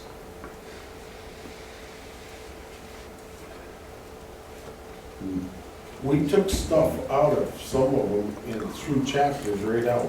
How can you do that? No, what you did was give General Code Publishing instructions that in the new code, we don't need this chapter anymore. So when they're putting together the new code, when you get it back, that chapter won't be there. But at that time, that's when you're gonna vote on it. Right now, you're just voting on the instructions to say, this is what we plan to do. This is what we think the law should look like. You sent them along. But those were not votes because you didn't have a public hearing on any of them. Any local laws are gonna require a public hearing. It's only a question of whether you're gonna have one public hearing or you're gonna have multiple public hearings. Many of them had no changes. Those are easy. You don't have to do anything special on the ones with no changes. But you're gonna get all of this back before you at the end of the process. And that's, And then we're gonna review it again. well, I hope everybody's gonna review it again to make sure that they got it right. And then if we wanna make changes again at the end, Well, you can. But that's what I don't understand, because there's stuff in there that we don't want in there. And then we're sending it to them to take and put up on the, as far as the eco, and then it's gonna come back to us, and we're gonna have to go through it all again and change it. You're gonna have one sort of new book with the, instructions as far as whatever text changes you've asked them to make. But see, we technically haven't asked them to make any changes yet, we can't. No, we have. So I'm confused. It's I'm lost. like writing a book. That's all you're doing. So you're sending it to the editor and saying, Mr. Editor, or Mr. Publisher, it's more that you're editing. So you're making the changes, you're sending it to the book publisher. They're gonna send you back a proof, just like if you were writing a book, you get a proof. You're the authors, or editors. You look through that and then say, okay, well, this stuff that we asked you to do, it all looks fine. We're gonna adopt this book now as all of the laws of the town of Princetown. Fine, that's it. Or you look at it and say, oh, well, there's some typos here, there's whatever. But that happens all the time. Even after you adopt the entire code, you're free to sometime later say, we need to amend the law. And you amend the law. But, Seems like we're putting the cart before the horse, though. I just have a problem with it. Mike tried explaining it to me, but and it seems like now is when the changes should be made before we send it in and have them go through writing the book. I mean, because there's gonna be more than typographical mistakes that we're gonna want changed. There's things in there right now that we don't agree on. And that's where I've got the problem. We're sending the cart out there, and then when it gets back, we're gonna hook the horse up, and, we're getting the cart before the horse. And it just seems like it's a lot of extra work. Instead of making the changes now, send it out to them, have it come back the way we approved it, and then have the public hearing and we vote on it. But I can't for the life of me understand why we are gonna send it out to them the way it stands, and then have it come back and us make changes to it. well, the opinions that Lou just got from, the Association of Towns, what they would tell you to do is make no changes. Send it for codification, get it all back, and then you would vote on it, and you'd have one vote, and you'd have everything codified, and then you make your changes. Why do we do, all the chapters went through it, and the last three we haven't done it? No, We went haven't through talked each- over the last Right. three at all. We did all the other ones before. We went through each chapter because as General Code reviewed our laws, they found either typographical errors, things that have to be corrected, or they found that the law is no longer consistent with state law, or they made, some other changes like, or they didn't make them, they recommended, that we had sheets for each one where they were making a recommendation that you might want to do something like take the fee section out of a particular code and have one, fee schedule that you adopt each year, which most towns I do. understand exactly what you're saying, but the last three chapters we never went through. Because That's what when, my question is. right, if you We had remember- the last three chapters, and they were the most important ones, and we didn't go through them at all.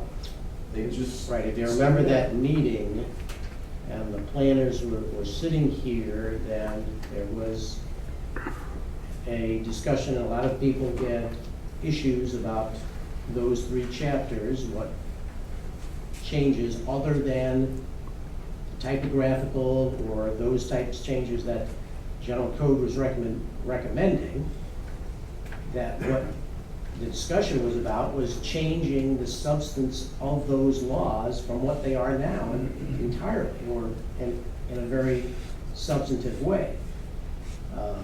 So that was kind of different than the process we've been going through. So what happened at the last meetings, even though Bob wasn't here, we said, all right, we can't agree, so we'll make no changes. The laws as they exist in the book are going for codification. As they exist, no changes. Nobody wanted to review them, I was asked to put them on the agenda tonight, so we can go through them again if you guys want to. If not, we can just let them go through as is. No changes since 1993. So if we go through them tonight, what good's it gonna do if we can't make changes? Because if we make changes, we have to have a public hearing. It doesn't mean you have to have a public hearing now. You're gonna have to have a public hearing before you adopt it, officially adopt it.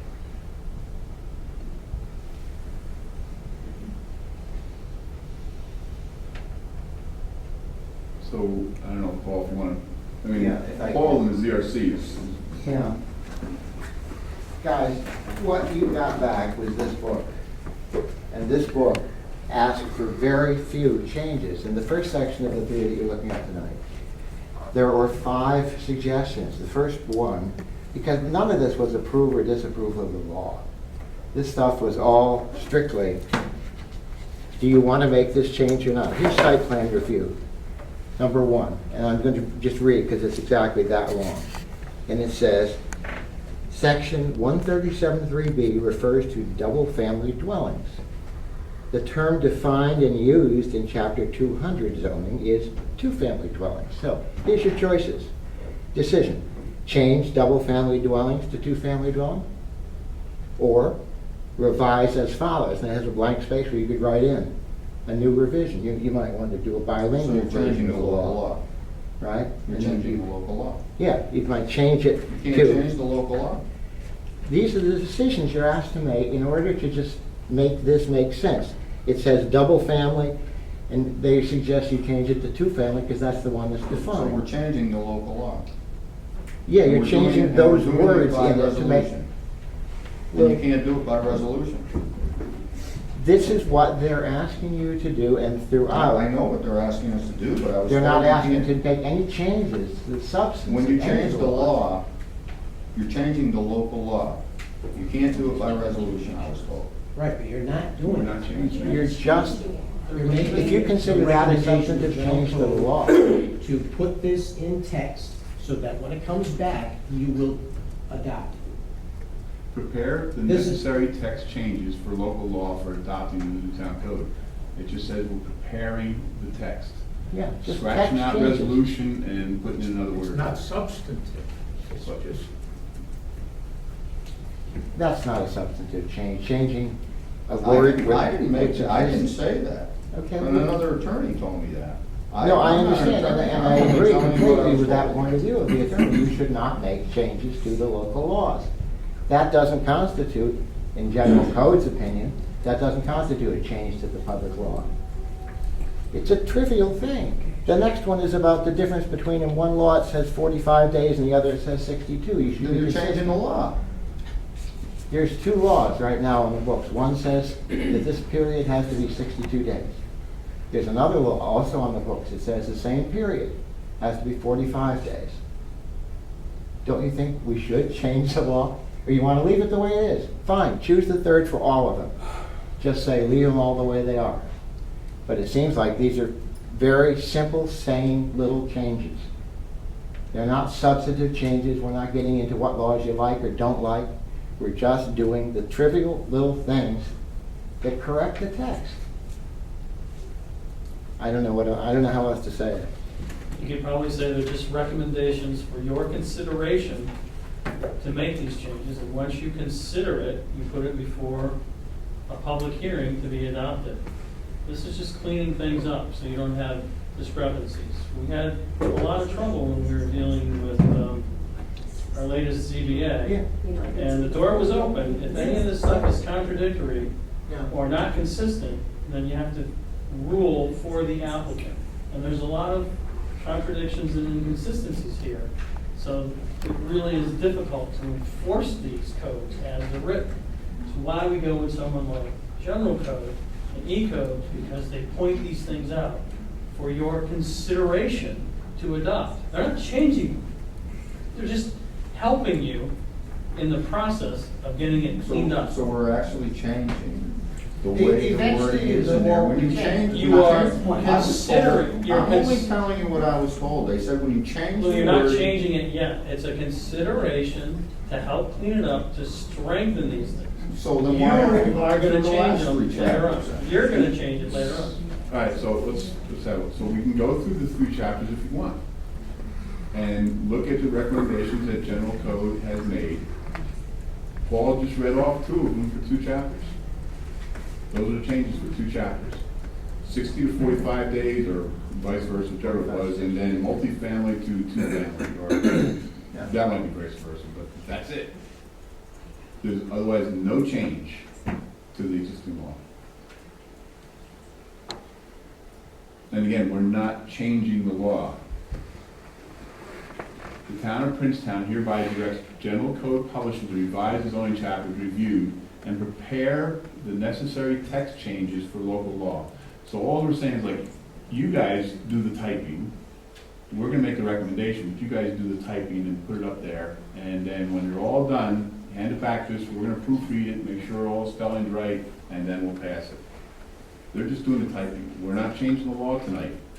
We haven't changed any laws up to today. Okay, now then tell me then, when are we going to change the laws? For due process, Okay, after we get the code done. And that's just, we can go to a comprehensive plan, section 14, that says, okay, here are recommendations to the town board. We can do whatever we want as a town board. Let's try to stay pretty focused. So, Tom's got something there, just really clear some of it up. I don't know. I spent some time on putting some points together today, but I don't know that it will do much to help here. I mean, I was gonna try to show you a little bit of E-code. I thought we've done this before, but here's New York. I don't know if everybody can see this. These are all the municipalities in New York that are on E-code. And there's obviously quite a few. There's the town of Rotterdam. So this is what ours would look like. Again, all of Rotterdam's laws are here. They've been codified, which means they've been organized into chapters. All kinds of things, alcoholic beverages, bingo, carnivals, lots of things that probably we don't even have. Dogs, fees, games of chance, jogging, I mean, mass gatherings, zoning, slaughterhouses, there's zoning.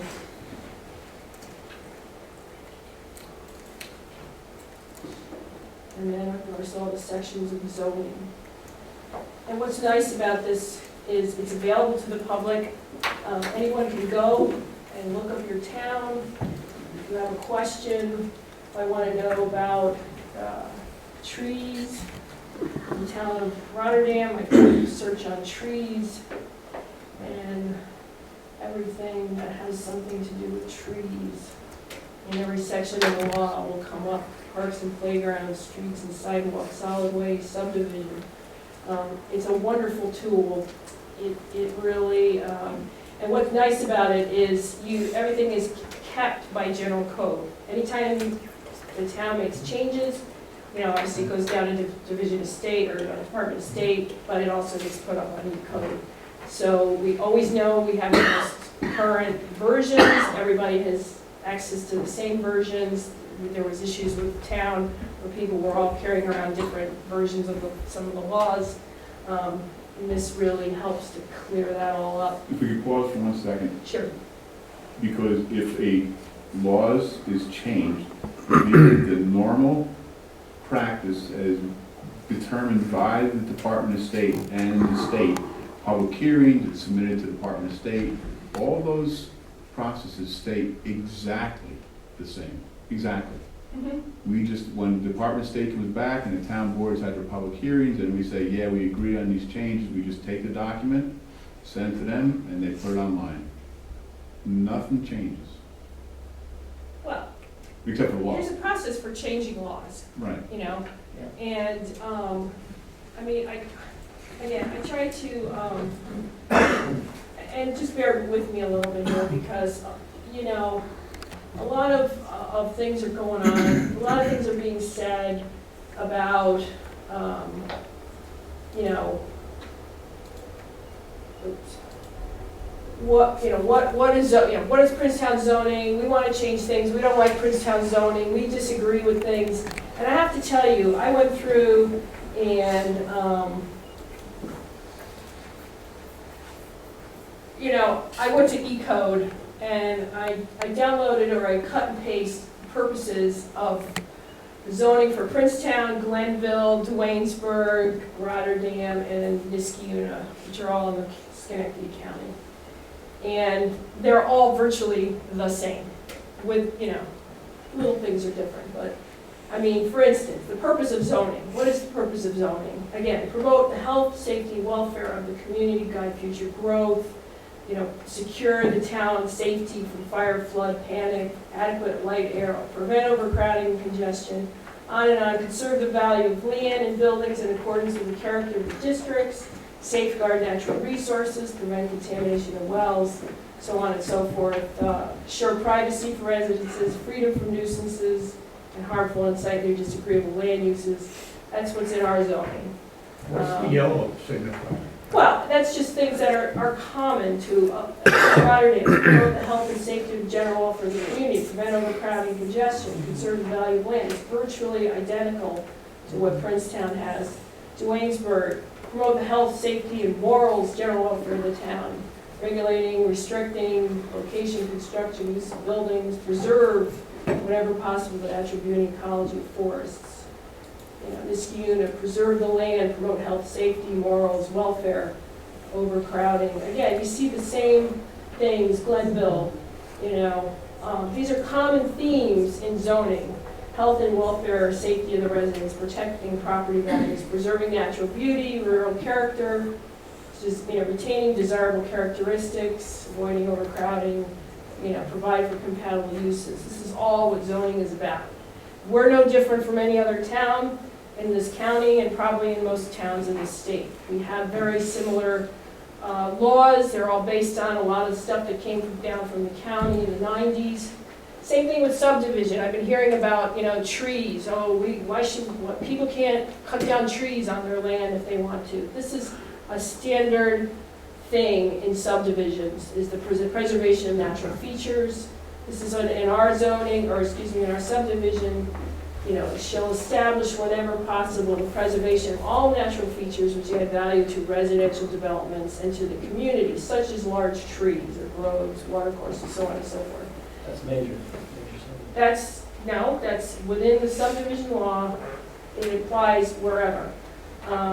You know, no removal of trees with a diameter of 8 inches or more. Same thing in Duanesburg. Preserve and protect natural features of the land, large trees, you know, and in fact, they even state, even at the bottom, if it's an issue of expense, it doesn't matter. Too bad. The developer has to do these things. Niskayuna, establish preservation of natural features, large trees, you know, planning board has to give prior approval when cutting down trees. 5 inches. Same thing with Rotterdam, you know. This is all standard stuff. And just to try to give you a little background. So Princetown adopted its first comprehensive plan in 1988.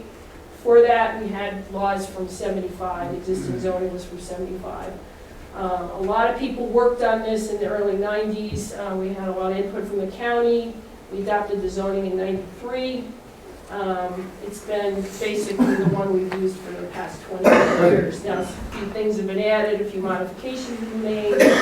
Subdivision and site plan, we adopted that again in response to the comp plan in 97, and we have made little or no changes to that. In all 3 cases, the planning board is, you know, the prime authority and empowered to review and approve all these plans, plats and site plans and special uses. We're a well-trained and experienced body of members here.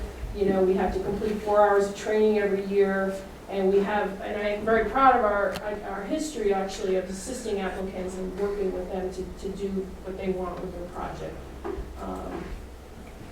let me just finish, Mike. Our land use laws are, again, are not unique, they're not unusual in any way, they're based on years of past experiences in solving problems. In some cases, we're required by state or federal laws, like with the State Environmental Quality Review Act, seeker, we have to do seeker. Sometimes we take laws out, like our solid waste, we had stuff in our solid waste, or in our zoning on solid waste, DEC does that now. Sometimes we have to add language to cover new situations, such as when we added a public water supply. DOH says you have to protect the water supply, so we added the water overlay districts. Or situations where the towns become vulnerable, when we had adult uses trying to come in, and we said, oh, we don't have anything to deal with this, so we changed the law. Sometimes we need to just simplify things, and we did that with home occupations and junk car law. But again, whenever we change a law, you know, before you go around changing things substantively, you really should have a full understanding why those laws are in place, what they were first meant to do, and what was the issue or problem that it was meant to address. So, and I'm just telling this because I keep hearing you guys want to change the laws, and that's fine. But you really need to have a reasoned basis for changing or deleting language from the law. Either it no longer applies, or it's been superseded, it's out of date, it's no longer consistent with the comp plan, it doesn't identify addressed issues, or it doesn't address identified issues, people are coming in with problems. And again, as Paul said, there's accepted methods for evaluating modifying laws. We have our zoning review committee, which is engaged now with working on some of the changes for the comp plan. The planning board makes recommendations for changes to subdivision and site plan review based on our experiences, because often we come into issues that are not covered properly with some of our laws. And then in the case of general code, they've provided input as well by kind of going through and seeing, you know, where we have inconsistencies and where we have things out of date. Again, you know, we need to have a healthy, constructive adult discussion for reaching consensus and dealing with these issues. You know, we need to provide reasons, good supported reasons for why we want to make changes, and not just based on opinion or self-interest, or, you know, our friend wants this, so we want to do this. I mean, a great example of, you know, what not to do is the whole thing with McLean Food Service in Rotterdam. That was a case of one or two people came in and said, we want our zoning changed, and here's 200 residents living next door. You know, it's not going to benefit them, it's going to benefit one or two people. So again, you know, we have general code, we have recommendations from our Heather, who was a very highly qualified planner. We have the planning board, the ZBA, the ZRC. You know, let's work together. Let's make our laws better, not try to weaken them or do something that other towns have not done. And I just want to leave you with that quote. Thomas Jefferson says, people are inherently capable of making the proper judgments when they're properly informed. To which I would only add, and I certainly agree with the sentiments, but right now, you're only being asked to deal with the E-code part of it. And the E-code corrections are minor. That's right. They're not changes to the law. They're changes to just the specific formulations, as Tim said. If you have two laws that are inconsistent on your books, and you've been told that they're inconsistent, pick a number, 45 days or 62, that's not, you know, constitutional convention time. It's just get it right. Get it right. And it's not multifamily versus two-family. It's two-family versus double-family. Right. There's no such expression as double-family. It just says, come on, fix the simple word. Well, and fix things that we're not currently doing. We don't do things in 45 days. We do things in 62 days. So we could be open to a lawsuit because we're not doing things the way the old way said. So, you know, we're trying to catch those low-hanging fruit now, and then worrying about the more substantive changes through the processes that we have in place. Exactly. And there are very few changes being asked for, and they're very, very trivial. They're not substantive. They're not deciding to change the law, the fundamental nature of the law about tree cutting or whatever. It doesn't come up. Yeah. I'm full agreement with this guy. I mean, I use E-codes all the time. I mean, I'm a builder. I go and check out zoning laws, colony, Gilderland, whenever I need it, I go and check it out before I go make my presentations to the town. It's a very useful tool, and it needs to be brought up to date. Yep. So I think we still want to, and Bob, correct me if I'm wrong, but, and maybe Lou and Doug, I don't know. I think I can help again, is the confusion in the process. I mean, typically, if we're gonna change, it'll say eco's not in the picture, we wanna change this law. And we say, we just wanna change this law, so the town board makes some changes, adds a paragraph, adds a sentence or something, then we go to public hearing. The public hearing makes comments, we can take it back and make changes according to the comments or whatever, or make no changes, and then we vote on it. Once we vote on it, the process goes to, we send it to the Department of State, and now it becomes officially logged in as law. Are we all agreed that's the process for New York State law? Right? Lou? You all right with that? All right? Doug? I mean, that's the way. So all the E-code is doing is saying, it's like, so we've made, we made these changes in this one law, so we went in there and we highlighted stuff out, scratched it out, and put in a new sentence or whatever it is. That's what they're doing here. They're just saying, scratch out 60 days and put 45 days in, or whatever the example was. Save it, take it and say, okay, we all agree that it should be 45 days. Take it, save it, put it here, move to the next one.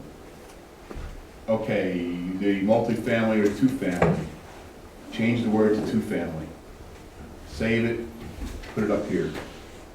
At the end of the day, we're gonna take all of them, because we've gone through them all in pieces, and they're not major changes, again, they're just typos or clarifications on things. We're gonna take that whole batch, because we've gone through them all now, and send them to E-code. They're gonna codify them. They're gonna send them back to us in a book, and say, proofread it. Did we make the changes to this one that you wanted? Did we misspell a word? Did we not type it right? They should highlight and say, do you agree that this is the change we made?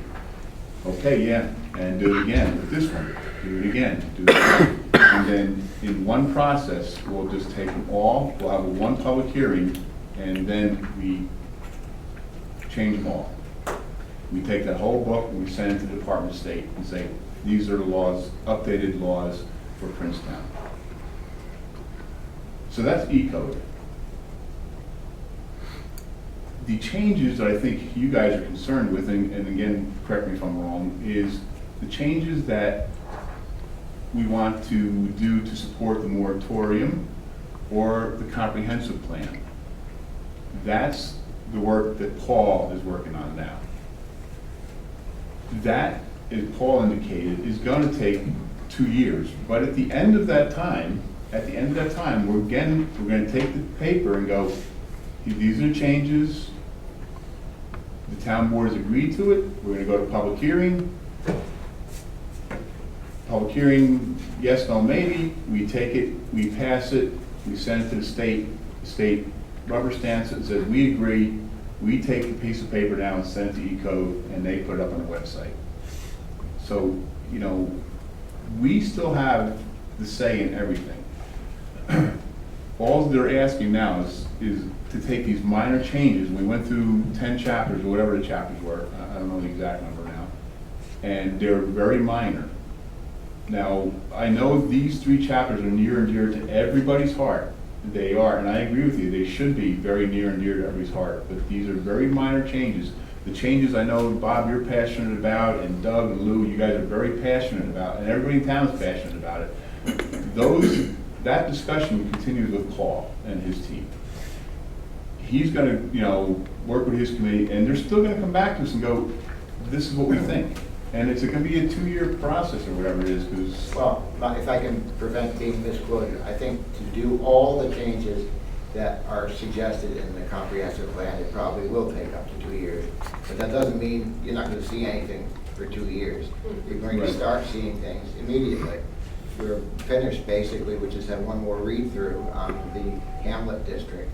And you'll get that, or Mike Cuevas will get that right away. So it's not going to be, you're going to have to wait 2 years. We're just going to be employed for 2 years. We are not, all we're doing is making the suggested, prepare the necessary text changes for the local law. Just prepare it. That's all we're doing. It's like we scratch this word out and put this word in. And then we put it up there. And when we're ready to go, We send it in there, all they're gonna do is codify it, which we make it electronic. And it's gonna come back to us, and then we'll pass it, and then it will become law. That's it. That's E-code. I don't wanna E-code, general code, and law are three different things. General code's the name of the company. E-code is the process, and obviously law is law. I don't know if that helped, Bob, or? The format of this all looks well and good. Again, it's the content that I think that is the problem.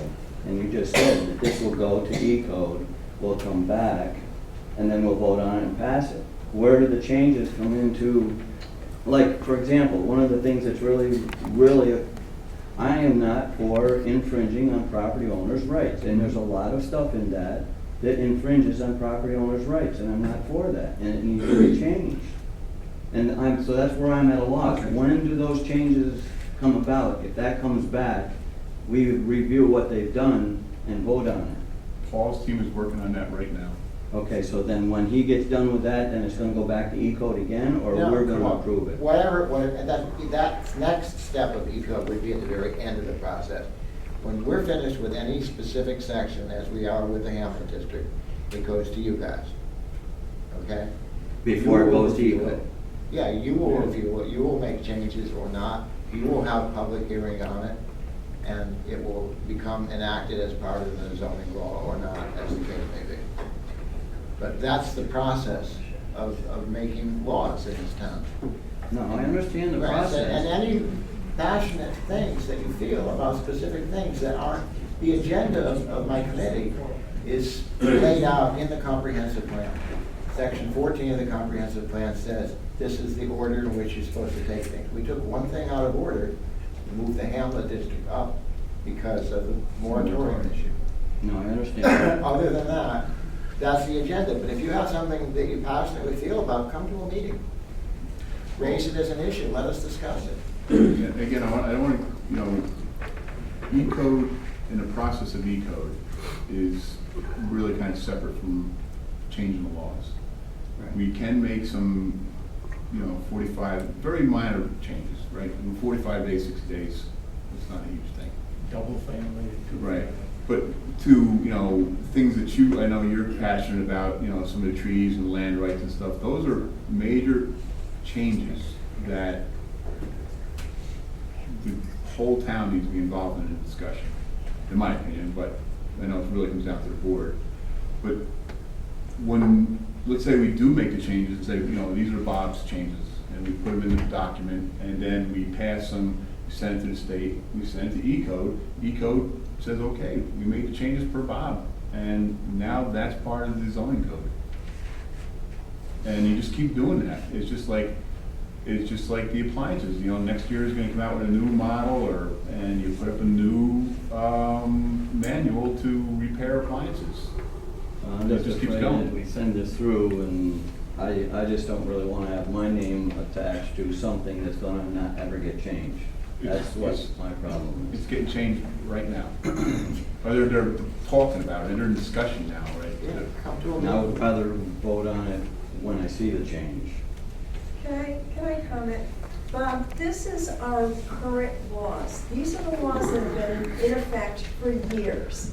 It doesn't have in fact, a lot of them have your name on it because you voted on them. And this is just to make sure, for the most part, that what is in our laws is consistent, like the days, the number of 45 days versus 62 days. It's semantics. It's to make sure that we are consistent to avoid confusion with the public. The other thing is, like Pat pointed out, like Paul pointed out, we all have different copies of the zoning laws. This is going to ensure that we all have the same copy. We are all doing the same thing. There's nothing I don't understand about that. So what's the problem with it? The context of some of it, I But just don't these want to are have your my name laws. onto it. These are the town's laws right now. They're working fine right now. You're going to have the opportunity to change things down the line, but we need to get up to speed on this. We are so far behind on consistency. In fact, I think it was 2010, in one of the planning board meeting minutes, Attorney Mathis from Whiteman, Austin, and Hannah said, it's well past the time for the town to codify their laws, and that means putting it onto electronic. That was years ago. We are so far behind. Yeah. And I don't think you should let your problem with some of the laws here impede this progress. No, I'm interested in the town residents, Mary. I am a town resident. I Right, want to I see don't this think done. Okay. Let's settle down a little bit. No, I was just saying, I just don't like all the infringements on property owners. Right, but this is a good That's thing, a Bob. different All matter. right, these It's a are- different matter. They're existing now. This zoning load or code, chapter 200, we don't have to change anything. It's existing. It's been that way since 2006. All we're saying is like, if we make no changes, it goes to E-code and they put it up electronically as is. That's what And I'm Bob, saying, we have to Bob, make changes. Bob. And we can. Well, that's what I'm saying, what are we waiting for then? Bob. Go talk to Bob. You run, wait, how long have you been on the town board? Can you- do that when we're making? You changed the zoning code in 2006. You changed Okay, the but zoning. I was a rookie and I You didn't weren't, know you anything weren't on the about planning it. board? You're on the yes. planning board. Before that. I mean, where are these issues coming? You know, I'm finding it difficult because you seem to have a lot of trouble with laws that have been on the books for many years, that you've participated in, that you've served the town on the planning board and the town board, and suddenly there's problems. Well, because How come now we've that I've never- become familiar with them, Pat. You have to, and you and should to be see- familiar with them. You've Right, been but now that I involved see in that we've town got for to 20 get years. permission from the planning board to cut a tree, I'm opposed to that. We don't need Every big town government. has So again, we're provisions. siding off. But- E-code and changing laws It- are really two different things. Yes. And send them in the way they are. I don't want my name to it. Your name's on it, Bob. Not this code. E-code is not a law. E-code is not a law. Well, it was taken out. It's in there. So Lou, you remember when you first got elected to the board? Do you remember what kind of a package you got for all the laws that we had here for our town clerk at the Like time? none. How long did it take you before you even got a chance to look at this? We wouldn't have to worry about it. The transition would be a no-brainer, because everybody would have a chance to see, you know, these laws before the election, as they got elected and came in. It would help the transition into their jobs. Bob's having trouble because for the first time, he's getting a good look. This is what E-code is doing. It's organizing and making them, it's a full disclosure thing. So now everybody gets to see them. And now we can talk about them more intelligently. Right. And have better discourse and discussion. So Bob was complaining about the tool that allows him to see that he wants to make changes. So I think he should be for the tool, which is E-code, and then address the issues through the ZRC or the processes that have been available to him from day one. All right, so Lou, obviously, you talked to some other people, we don't understand the questions or didn't hear the answers, but what is it saying, Mike? This thing from the association? Yeah, and nothing really different than what our understanding is. I mean, there's some very basic, you know, concepts here about how you adopt or amend local laws. And, you know, as far as the process, there's nothing. I would find it a stretch that E-code or general code would actually process something that was illegal. Well, And codification is supported by the state, right? well, certainly, yeah, but, you know, I think the E-code, because, you know, I don't know the lawyers at E-code, but I've been a lawyer for 34 years, and in municipal law for nearly as long. And, you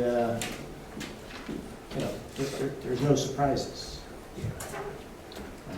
I'm not going to advise the town to do something that is illegal or improper. We're going to do it the right way. Do you think? I don't want my name on it. What part? Those last three chapters. Which one, just leave them the way they are? I'm not gonna put my name to it, even when it comes back, I'm not gonna vote for it. So, what about the existing law? The existing law the way it is, I think it should be changed before we even do it. We can't, you just said we couldn't do it. But the association of towns said you can't do it. Without a public hearing. We have to have a public hearing before we do that. Well, so who's gonna make the changes, I guess? But there's more. That's the town board, that's what we've gotta discuss and do. This is not the time to do it. Okay, well, We're just codifying. all right, so send it in and leave it the way it is then. Well, that's a step forward.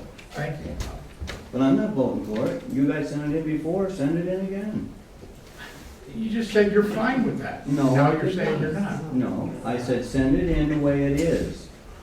That's the way it is. The way it was made in 1993, maybe? But that's what you did. You already sent it in, so send it in, let it. They had it. That's Of right, course so we let them sent leave it it the in. way it is. All we said was don't make any changes. That's They fine. already had it. Okay. And this whole thing, the town spent a lot of money. Yep. And you guys are saying that you want to just flush it down the toilet.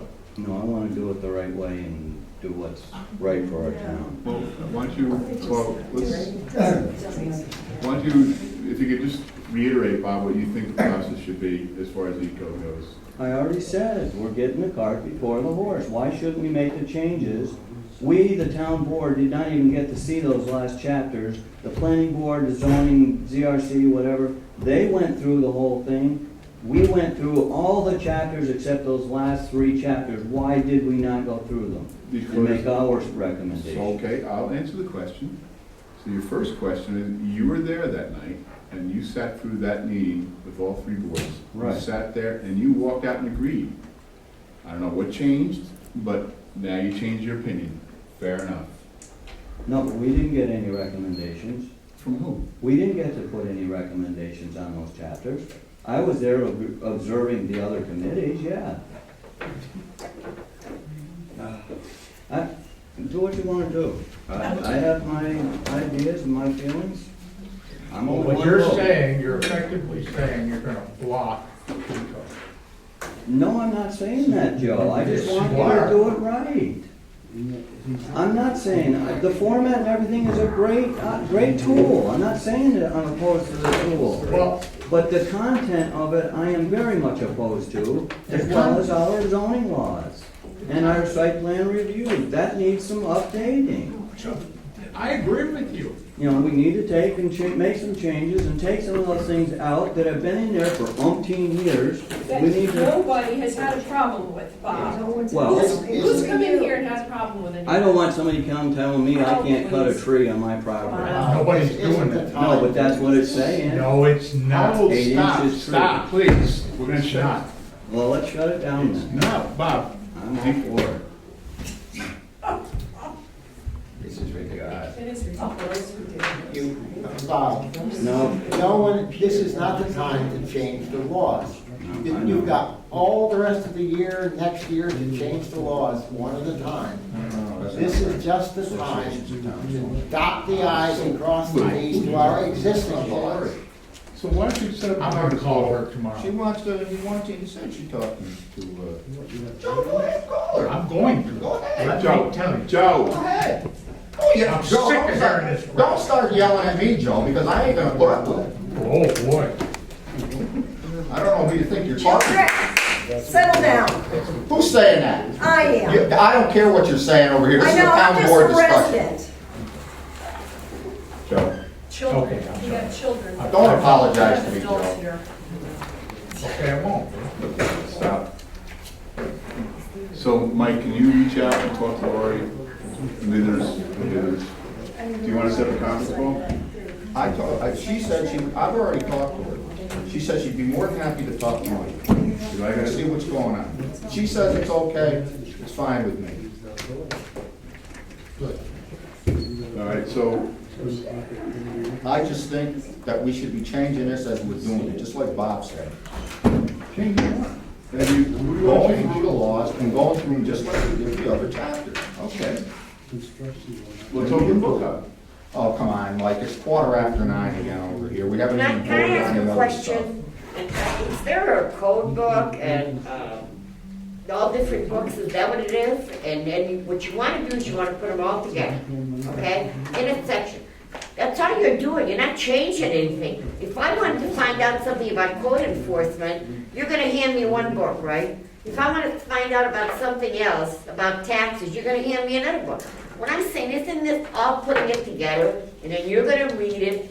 And I'm not that bright, but I mean, I think that I get this. All you wanna do is put this in a computer so that everybody can have access to everything about the town. You're not changing anything. You're not changing anything. But we're on the board. That's it.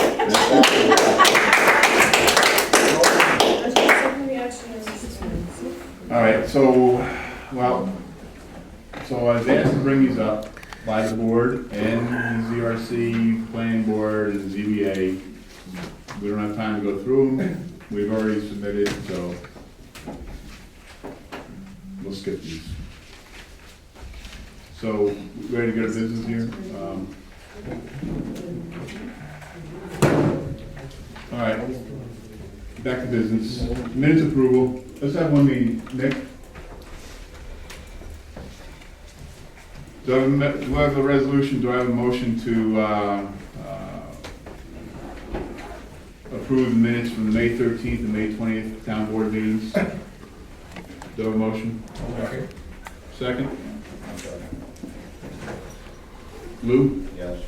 Doug? Yes. Joe? Yes. Bob? I have to abstain. I wasn't there. And Joyce, yes. Organizational note.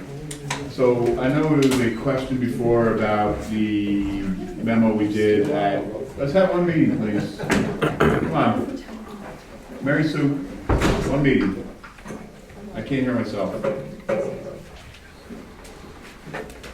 We wrote this resolution on a fly, so I had Mike take a look at it, and we just need to amend the resolution. So, amend resolution 14-166 to read as follows. Be resolved, the town board amends resolution 1465 to read as follows. Be resolved, the town board of the town of Princetown hereby appoints Nick Moore Jr. as building inspector and code enforcement officer at a rate of $24.75 per hour for a term to expire on 12/31/2014 with the conditions that 1, Nick must take the New York State certification courses at the earliest days offered and complete and successfully pass the required 129 hours of New York State certification courses with 1 year of today's date, which is back to 5/20. Number 2, that Mr. Nick Moore must immediately resign from the town of Princetown Planning Board, and that 3, that Nick Moore Construction will not perform any work within the municipal limits of the town of Princetown as to avoid any conflicts of interest or violations of the town's code of ethics. Do I have a motion? I'll make it. Before we vote on it, that last section, does that mean that you can only do that, what work that doesn't require a permit? Or inspection? I mean, you could do excavating and stuff like that that doesn't require an inspection, correct?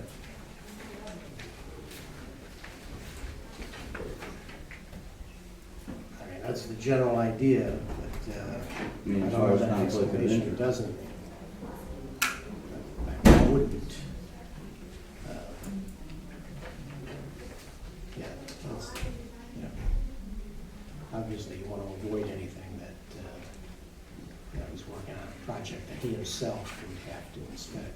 Right, no, we would have to get something else, right? Okay. All right, we have Joe as the first, do I have a second? Second. Doug. Mr. Myers? Yes. Mr. Gray? Yes. Mr. Esposito? Yes. Mr. Jazinski? Yes. And Joyce, yes. New business, oh, we're skipping general code, we're going to table that. Is that the agreement, folks? Yes. Did Paul take off? I think you might still be out there. Could you call him for a second? Mike, could you give me 1 minute to change batteries? Batteries depleted.